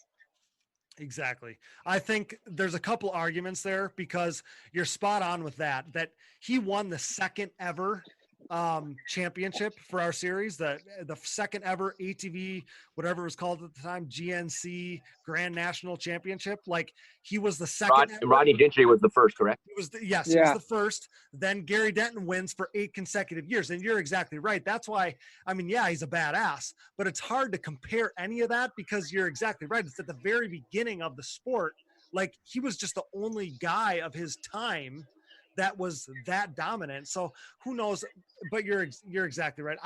My point is that he thinks that, like, take any average bike guy and okay, he's going to be Gary Denton on a quad, when you're exactly right. Some guys are just born. Why couldn't somebody just be a better built to be a better bike quad rider than a bike rider? Like, that is obviously a possibility. So absolutely. Yeah. So the other big topic that came out throughout this whole thing was Justin Brayton. And last week I saw a tweet from Steve saying JB may or may not have written Joel's quad. And I thought, maybe this is just smoke with no fire. And then there was you, Joel, sitting on the bike, which was cool. And then we find out that he actually cruised around on your quad a little bit. So tell us the story. Yeah. So I think we were doing our engine testing at club when he came up. Earlier in the day, I took a picture on his dirt bike, like you guys saw. His mechanic Duff actually took a picture for me, and we were BSing for a while. Super cool guy. And then turns out a little bit later, he cruised down to the track we were riding on, and he was like, "Hey, I want to see you ride that thing." So I go out and did a couple laps for him. And it came off. We talked a little bit, and he asked if he could take it for a cruise around the pits or whatever, just to feel it out. And he got on it pretty good or whatever, and it was just cool to see because he went through the gears obviously, and I don't want to get in super depth with it, but he just looked like he could be fluid on the quad. He hit a couple sections of the track and looked like he had some, I don't know, like he had some fire under there somewhere. He wasn't no Heath Harrison yet, don't get me wrong, but he could get there. He could get there. I'm gonna add something to that too, because then when JB got back up to the where his like little garage shop is at club, Jason and I were sitting there because we just got done riding the other track, and he's like it was cool for him to like see how good like Joel and those. Because he told Jason, he's like, dude, those guys are unreal. So like, had Joel not rode when he did, like, he would still be like, nah, dude, whatever. You know what I mean? I think. Yeah. Yeah. And I'm glad that he was said there that. to see it. Yeah, he said that on the Pulp show, but like poor Steve, dude, he just wanted to deny it. He's like, nah, come on. You know what I mean? So it's like, I don't know. He didn't even want to hear it. Yeah, he didn't even want to hear it from JB. He didn't even want to hear it. Like, no, I don't believe it. Come on, JB. Come on. It's cool though. JB was really real about it. Like he understood. Like, okay, just from what he did on riding it around, he was like, okay, this is no joke. And I think he kind of. I didn't listen, but you guys can fend for me. I think he did stick up for us in that aspect of like. Okay, no, it's hard. It's gonna be a harder, task than what we thought out. It's respect to respect. I mean, JB was extremely complimentary of you, Joel. As obviously we heard in the highlight, he seemed like he was really open to the idea. He was an open-minded guy, seemed really cool about it, but he wanted no part of the of racing a quad. They're like, oh, so, we'll have you show up to an ATV National. He's like, no, he wants no part in that. He would take part if the conditions were perfect. He would take part in a challenge, he said, but which is cool. But yeah, that is cool. Yeah, he was not having any of the, I'm going to just be a really good quad rider, though. Just having no part of it. That's cool. I would love to do the challenge, just for fun against him. And then, if he wants to do it against the top 5 guy, whatever, I don't even care at that point. It'll be super fun to do that, just like it was with Heath and Jace. Like, we were just having a blast riding. Exactly. Yeah. And I think the only way to make that, happen is obviously he's got to ride a Honda. I mean, if this was going to happen, Janusa called in, like, let's do it. But I think, nothing against Janusa, but to be realistic, the guy's going to have to ride a Honda. I mean, four-wheeler. He's not going to be able to ride a blue bike. So, I did finish 4th, so I'll take that task. There we go. Yeah, but it's too much time on dirt bike. Yeah, but even like the challenge, I think is even like it'd be fun and all that, like you're saying. But if you did like a lap time challenge, say like my best lap time to Joel or Jeffrey's best lap time on a quad, and then we switch, they're gonna blow us out of the water. Their lap times to our quad lap time, their bike lap times to our quad lap times. You know what I mean? Right, and that's what I was kind of getting at before when I was asking you that question. This is coming from a bike guy now saying, it just ain't gonna happen. Yeah, they would be closer to them on their quads would be closer to us on our bikes than we would be on quads and them vice on bikes. versa. Absolutely, vice versa. Yep, way closer. Yep. So, and you guys brought it up perfectly that it's all about respect. Like that's how respecting both ways, because both sets of guys are badass. Like that's where I fall on this. So my goal with this whole show and doing kind of a follow-up deal wasn't to prolong the banter. It was more to end this whole deal on a high note. We have so much respect for both sides of it here. That's the message I wanted to send. It's not MX versus ATV to me. It's just trying to get everyone to see it in the same light. Absolutely. And I think the coolest part is having that camaraderie here. And me and Heath and Jace, I mean, Joel's not here right now, but when he was, I mean, dude, we talk crap and we shoot the shit and have such a good time, man. I mean, every day he's down here because he's mechanicking for Phoenix right now, along with being a racer. And man, I'm staying in the apartment above the shop here, and I come out and man, it's first thing first. It's like we just talk crap and just have fun. We laugh the whole time. Me and Jace are really tight. Like I've worked out with him the past 3-4 days. It's just really cool because there is such a ton of respect coming from each side when you have that experience of each side. You know what I mean? Like I ride a dirt bike, and Heath will just dog me on that dirt bike. There's no doubt about it, and he knows vice versa. I mean, he just knows it, and but it's so cool that we get along so well with these guys because that mutual respect is there. There's no standoffishness. There's no, like, oh yeah, you're not in shape. You're just a four-wheeler guy. Like that riding mountain bikes and stuff. Like that was just really cool to go do with these guys. It shows our fitness levels there. It shows that we are bad dudes, and it's so cool, man. It really is. It's probably the coolest part about being part of this Phoenix Honda team is to have that camaraderie of each side. Yeah, I agree. And too, it's like being a bike guy until I met them and stuff. Like it's almost like ATV guys are aliens to us. You know what I mean? It's like, oh, dude, whatever. Like we don't want nothing to do with them. But once you like meet them, and like obviously bike guys don't want them riding their tracks and they just blow them out and all that stuff. But you don't realize that it's the same way for them until you like meet them and like hang out with them and like get to know them. But they don't want us riding the tracks that they're training on. Like we'd make it just as crappy for them as they do for us. You know what I mean? So it's all a big respect thing, like we keep saying. But yeah, until you've like lived it, you don't know. I feel like exactly.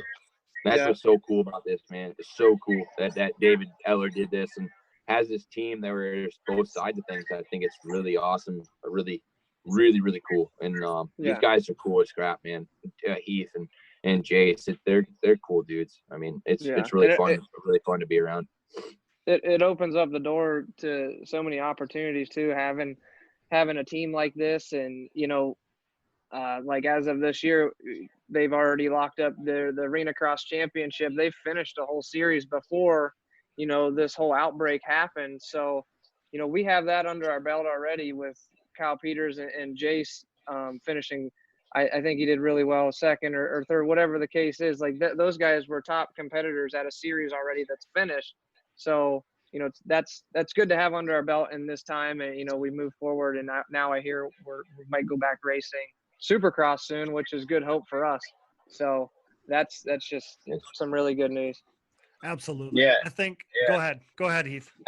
Like Joel's saying, as a team, when say like Supercross and motocross ends up getting canceled, if it does, hopefully it does not, but say it did, well then all the other teams only have Supercross to lean on, where we still have GNCC, ATV, like Joel said, Arena Cross, and then the guys do a little bit of Supercross when they can. So yeah, I think it's unreal what David Eller has done, like Joel's saying. So yeah, I couldn't agree more with that.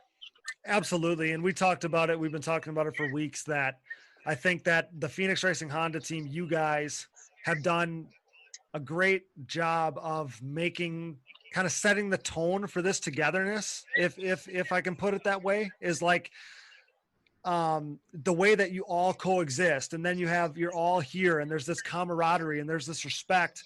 You're just setting the tone for everybody else, that both guys on both sides of the fence like deserve respect, and to hear it coming from all of you guys, I think that's really special. I hope that everybody kind of follows your lead on this, because again, like, both bad dudes. Like it's just plain and simple. Like you feel like plain you and simple. Just beat the dead horse about it. So yeah, and I gotta, I guess, go back and take back, wanting to go back at Steve and be, call him a hater or whatever. He did say that, I was a legit athlete.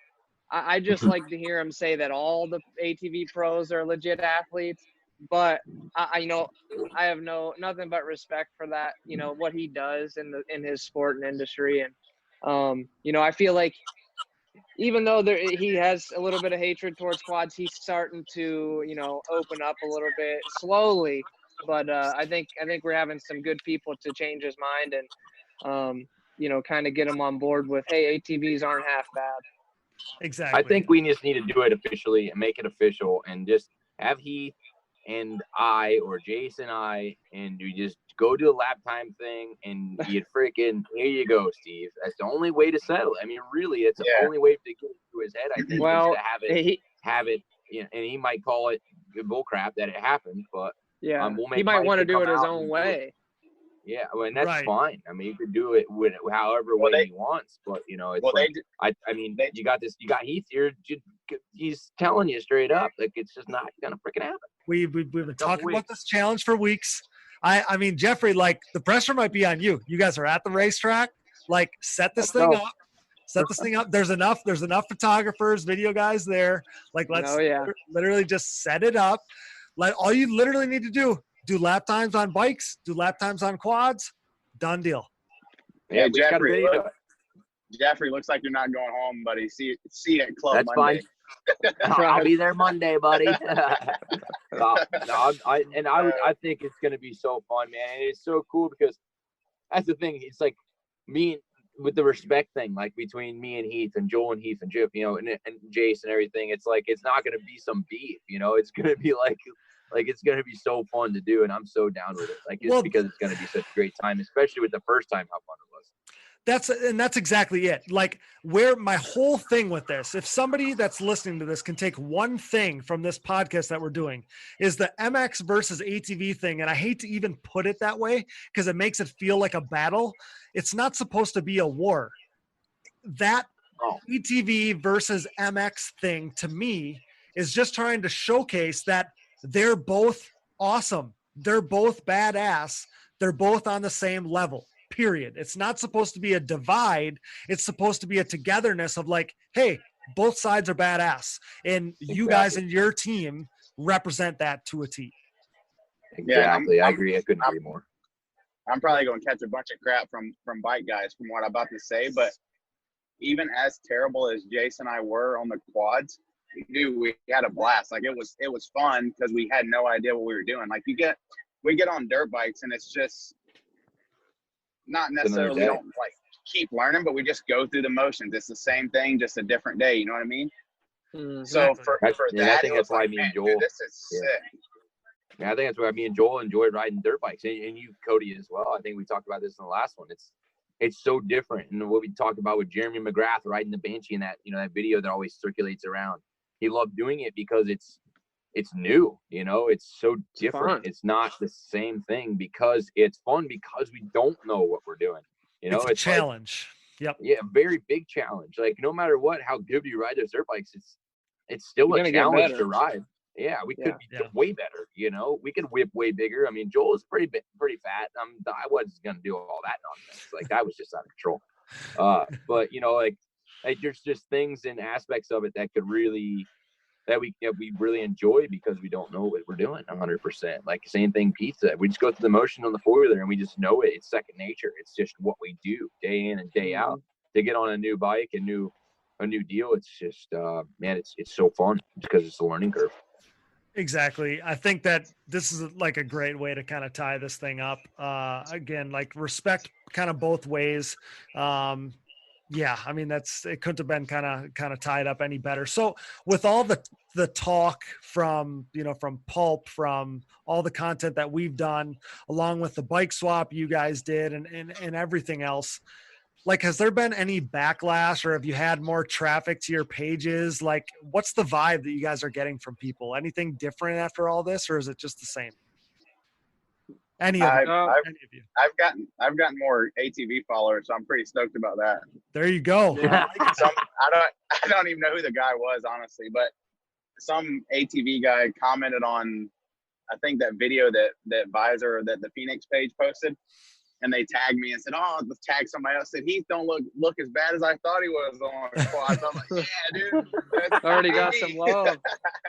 Yeah, I like it. So that's pretty cool for me on the social media side of it. Oh, that's awesome. What about you guys, quad guys? Well, Joel's the one. Joel's in it. I'm not the talk. Joel's the talk.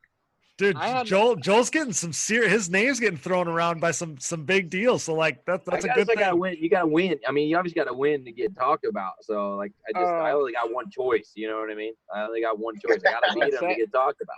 Hey, let's go racing. I'm ready for it. Let's go racing, buddy.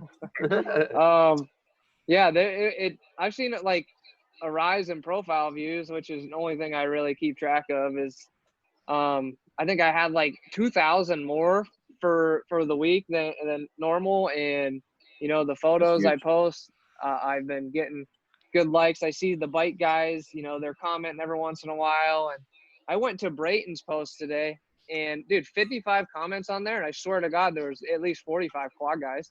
Like, right? Yeah, it's crazy. He gets blown up. Yeah. And it'll be the same for Heath soon. He keeps riding these four-wheelers. He's gonna have so many four-wheeler fans. He's gonna have to switch. Right. No, I was gonna go into that, but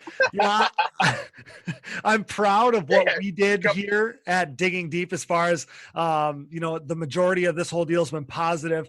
But like you just said, one thing's for sure: your crew at Phoenix Racing Honda has been a major positive contributor to this whole thing, and I think the guys like Heath, the guys like your teammate Jace, JB, Phil, I mean, even Cade Clason a little bit, you guys are going to have made some serious fans out of the ATV racing community. There's no doubt about it. Like, much respect. Mm-hmm. Oh, yeah, you guys are like the heroes for sure. You guys are the ATV heroes right now because you guys are taking it for us. You got to back that for sure. I also think that I don't, and this is bad of me, but I don't like Racer X does every Monday they do result sheet from around the world. I wouldn't be surprised if like your guys' races start getting put on that. You know what I mean?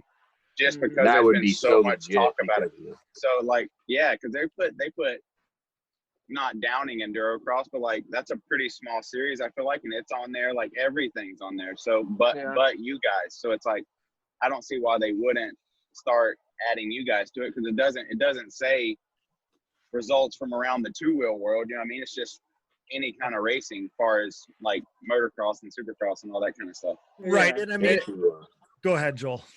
Oh, I was going to say, and that would be good if they did, because if you think about it, our whole industry is buying from the same people that are, you know, buying in the MX industry. Like we're doing the same thing. We've been spending dollars since, you know, we started racing with these same companies. So, well, and I think that you're hitting on the same thing that I think Steve tries to go into, because he's like, you know, he literally said, he's like, I have no problem with quad guys. Then the very next thing he said was, they support our brands. Same thing. And then when we talk about all the respect comes from the top level guys. We've talked about this, but when you talk about, again, like even Phil and Heath at Ironman at the end of last year, Eli Tomac's watching the races, tuned in. Ken Roxon's watching the races, tuned in. Ferrandis is watching the races. And all these guys like that have no cheering interest, AC and Nick Way. And it's just like all the way down the list, the top level guys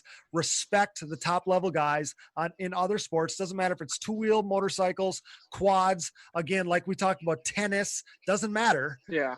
Top level guys respect other top guys, because you see what it takes for another athlete to get to that level of their sport, plain and simple. Cody, you mentioning Nick Way and those guys watching at Ironman when it was the bikes and the ATVs. I was actually in that tower watching the motos, and I don't remember which one, but one of them, Nick, was up there with me, and I know him obviously from like motocross stuff and whatnot. And yeah. And like he was impressed. He's like, man, dude, this is like pretty sick. So that's like, awesome. Yeah, it's like they get it. They get it when they see it, but you really get it when you ride. You'll see it. That's you don't see it often, so that's where that's just further legitimizing what we're saying. But you're exactly right. There's no way you could physically see those top level quad pros do what they're doing and not respect it. It's simply put, it's the guys that haven't seen it. That's where we're getting this kind of lack of respect from or whatever. But you know, we like Jeffrey said, you kind of broke it down in a good way, that we've obviously seen the bike guys because we're huge, you know, motocross, supercross fans, and that's where our respect comes from. If you flip-flop that, if you showed those guys what you guys are capable of firsthand, there's no way they couldn't respect it. So perfect way to end it. There's so much respect there. Do any of you guys, we can kind of even go around the table here, but do you guys have any parting words that you want to leave for the listeners as we wrap this whole thing up for good?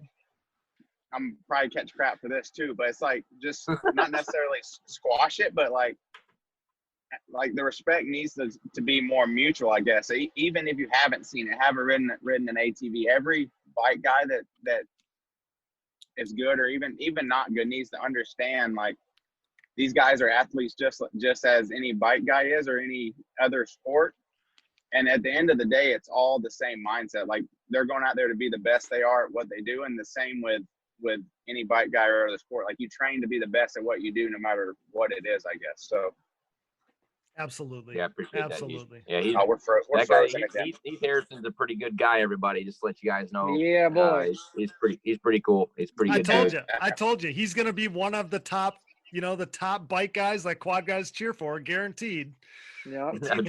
Heath Harrison now.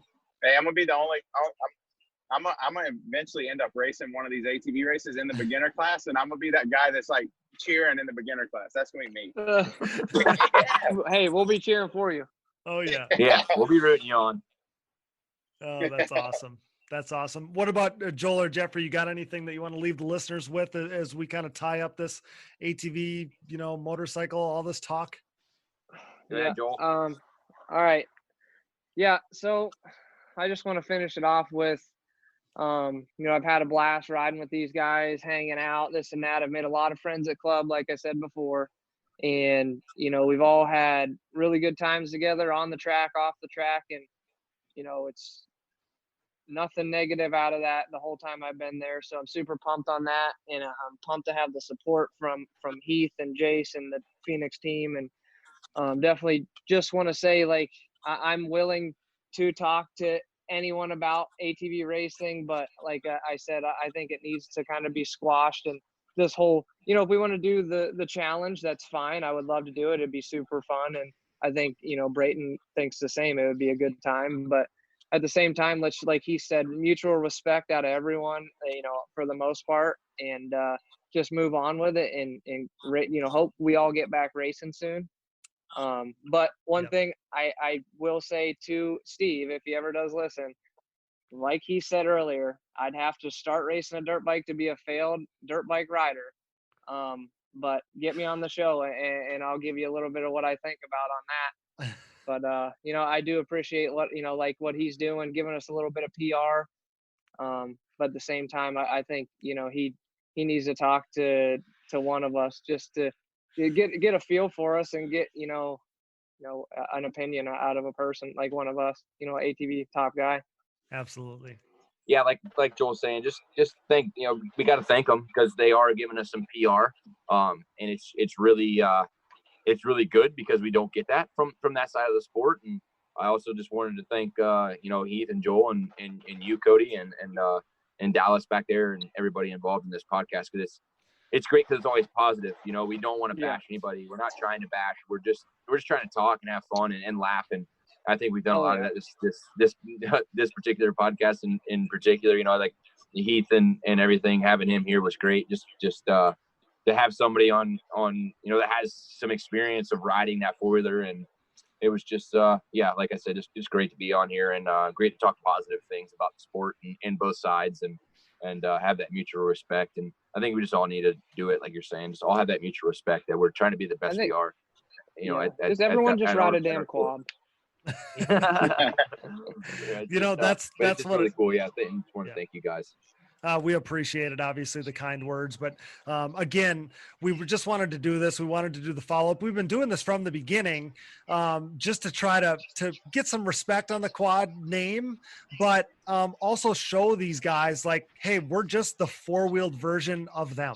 Like, yes, it's apples to oranges trying to compare the two, but it's still motocross. We're still built the same way. We still love this stuff. It's just the four-wheel version. So it's not ATV versus motocross as a divide. It's ATV versus motocross as like, hey, we're just a different breed of the same deal. That's what it is. Yep. Exactly. Yep. Just like the video game, you can play both sides. Just whatever you want to do. There you go. Well, that's a wrap, guys. Awesome way to end this thing. Thank you so much for your time again tonight, helping me, kind of finish up to this debate, wrap it up for the final time. Again, guys, thank you so much. You're always welcome here. So stay safe, stay healthy, and come back soon. Yeah, thanks. Thank Heath, you. Yeah, Heath, I'll see you Monday, bud. Yeah, let's go, baby. Uh-oh. That's it, guys. Proud to bring a little bit of everything tonight, a bunch of different takes, content you won't find anywhere else, and the inside scoop from the stars of the sport. Once again, inserting some knowledge and educated opinion into the conversation. We may not agree with him, but once again, we want to send a big thank you to PulpMX and Steve Matthes for being such a good sport, for allowing us to use some of his clips, and yes, Steve, for the coverage. Major thanks to our guest tonight, the champ Joel Hetrick, Jeffrey Rastrelli, professional motorcycle racer Heath Harrison, he was a cool guy, Thomas Brown, and my girlfriend Brooke, who is always thinking on behalf of the podcast, just like the rest of us. Thanks as well to producer Dallas Jansen, my brother, who always finds time to fit the podcast into his busy schedule. Thanks, Dallas. Couldn't do it without you. Thanks to our sponsors, CST Tires, Yamaha, thanks to Blue Crew, Valvoline, SSI Decals, DID Racing Chain, Nemura Technologies, Bronco ATV and UTV Components, Evans Waterless Power Sports Coolant, Forworks Carbon, DP Brakes, Gripped Gloves, Blenders Eyewear, Mountaineer Brand, Avocado Green Mattress, Roman Health, Oats Overnight. We're thankful to add Factory 43 to the list. Check them out at factory43atv.com. And this one makes us want to scream it from the rooftops with pride. Thank you to Wienen Motorsports for partnering with us. Support the brands that support our show, and don't forget to use those codes to save. You can find all of our sponsor links and discount codes on our website, diggingdeepatvmx.com. So check them out today. Along with sponsor links and discount codes, diggingdeepatvmx.com is your go-to to listen to past shows, check out different platforms, apparel, and more all in one place. The show is available to anyone and everyone at diggingdeepatvmx.com. You can also find us on Apple Podcasts, Google Podcasts, Spotify, and more. Basically, wherever you find podcasts, you'll find the Digging Deep ATVMX podcast. Show your support for the #1 podcast in ATV racing by wearing our apparel, as I mentioned. You know about our shirts, but now we have sick-looking hoodies as well. Purchase on our website today, with all proceeds going directly towards constant growth and improvement of the show. Thanks for all the support there. They're selling like crazy. And if you enjoy the show, we encourage you to donate via Patreon if it suits you. Simply visit our website, diggingdeepatvmx.com, and click the Support on Patreon button. This contribution will help prompt continued growth and improvement of the show, and perks will be available to those who contribute, including hearing your name on the show. We greatly appreciate the support there. And don't forget about your way to be a part of the show via our voicemail line. Whether you have questions, topic suggestions, business inquiries, a rant, or something you just want to get off your chest, call us and leave a voicemail anytime at 920-569-3519. That's 920-569-3519. Thanks for that, and we can't wait to hear from you. Follow the show on social media, Digging Deep ATVMX Podcast, and myself, Cody Jansen, for additional behind-the-scenes content and breaking news during this crazy time. But for now, stay safe, stay healthy, social distance, and keep that support coming while we keep the fire content coming as well. When you hear this, we will have eclipsed 1 million downloads to date, and that milestone is all thanks to you. ATV community, stand up. We'll keep providing content for your possible newfound downtime, as high-quality listening material is more in demand than ever before. You know I love the screenshots showing us that you're listening, so send those in, and I promise to keep sharing them. It's a simple and effective way to help spread the word. So please subscribe to the show, give us a rating, tell your friends, share our posts, wear our shirts and hoodies. It all helps spread word about us while growing the sport that we love. With that, for Joel Hetrick, Jeffrey Rastrelli, Heath Harrison, Thomas Brown, Brooke, Dallas Jansen, and I'm your host, Cody Jansen. Thanks for listening to the #1 podcast in ATV racing, 1 million downloads and counting. Until next time, thanks for joining us in Digging Deep with the Stars of ATV Motocross.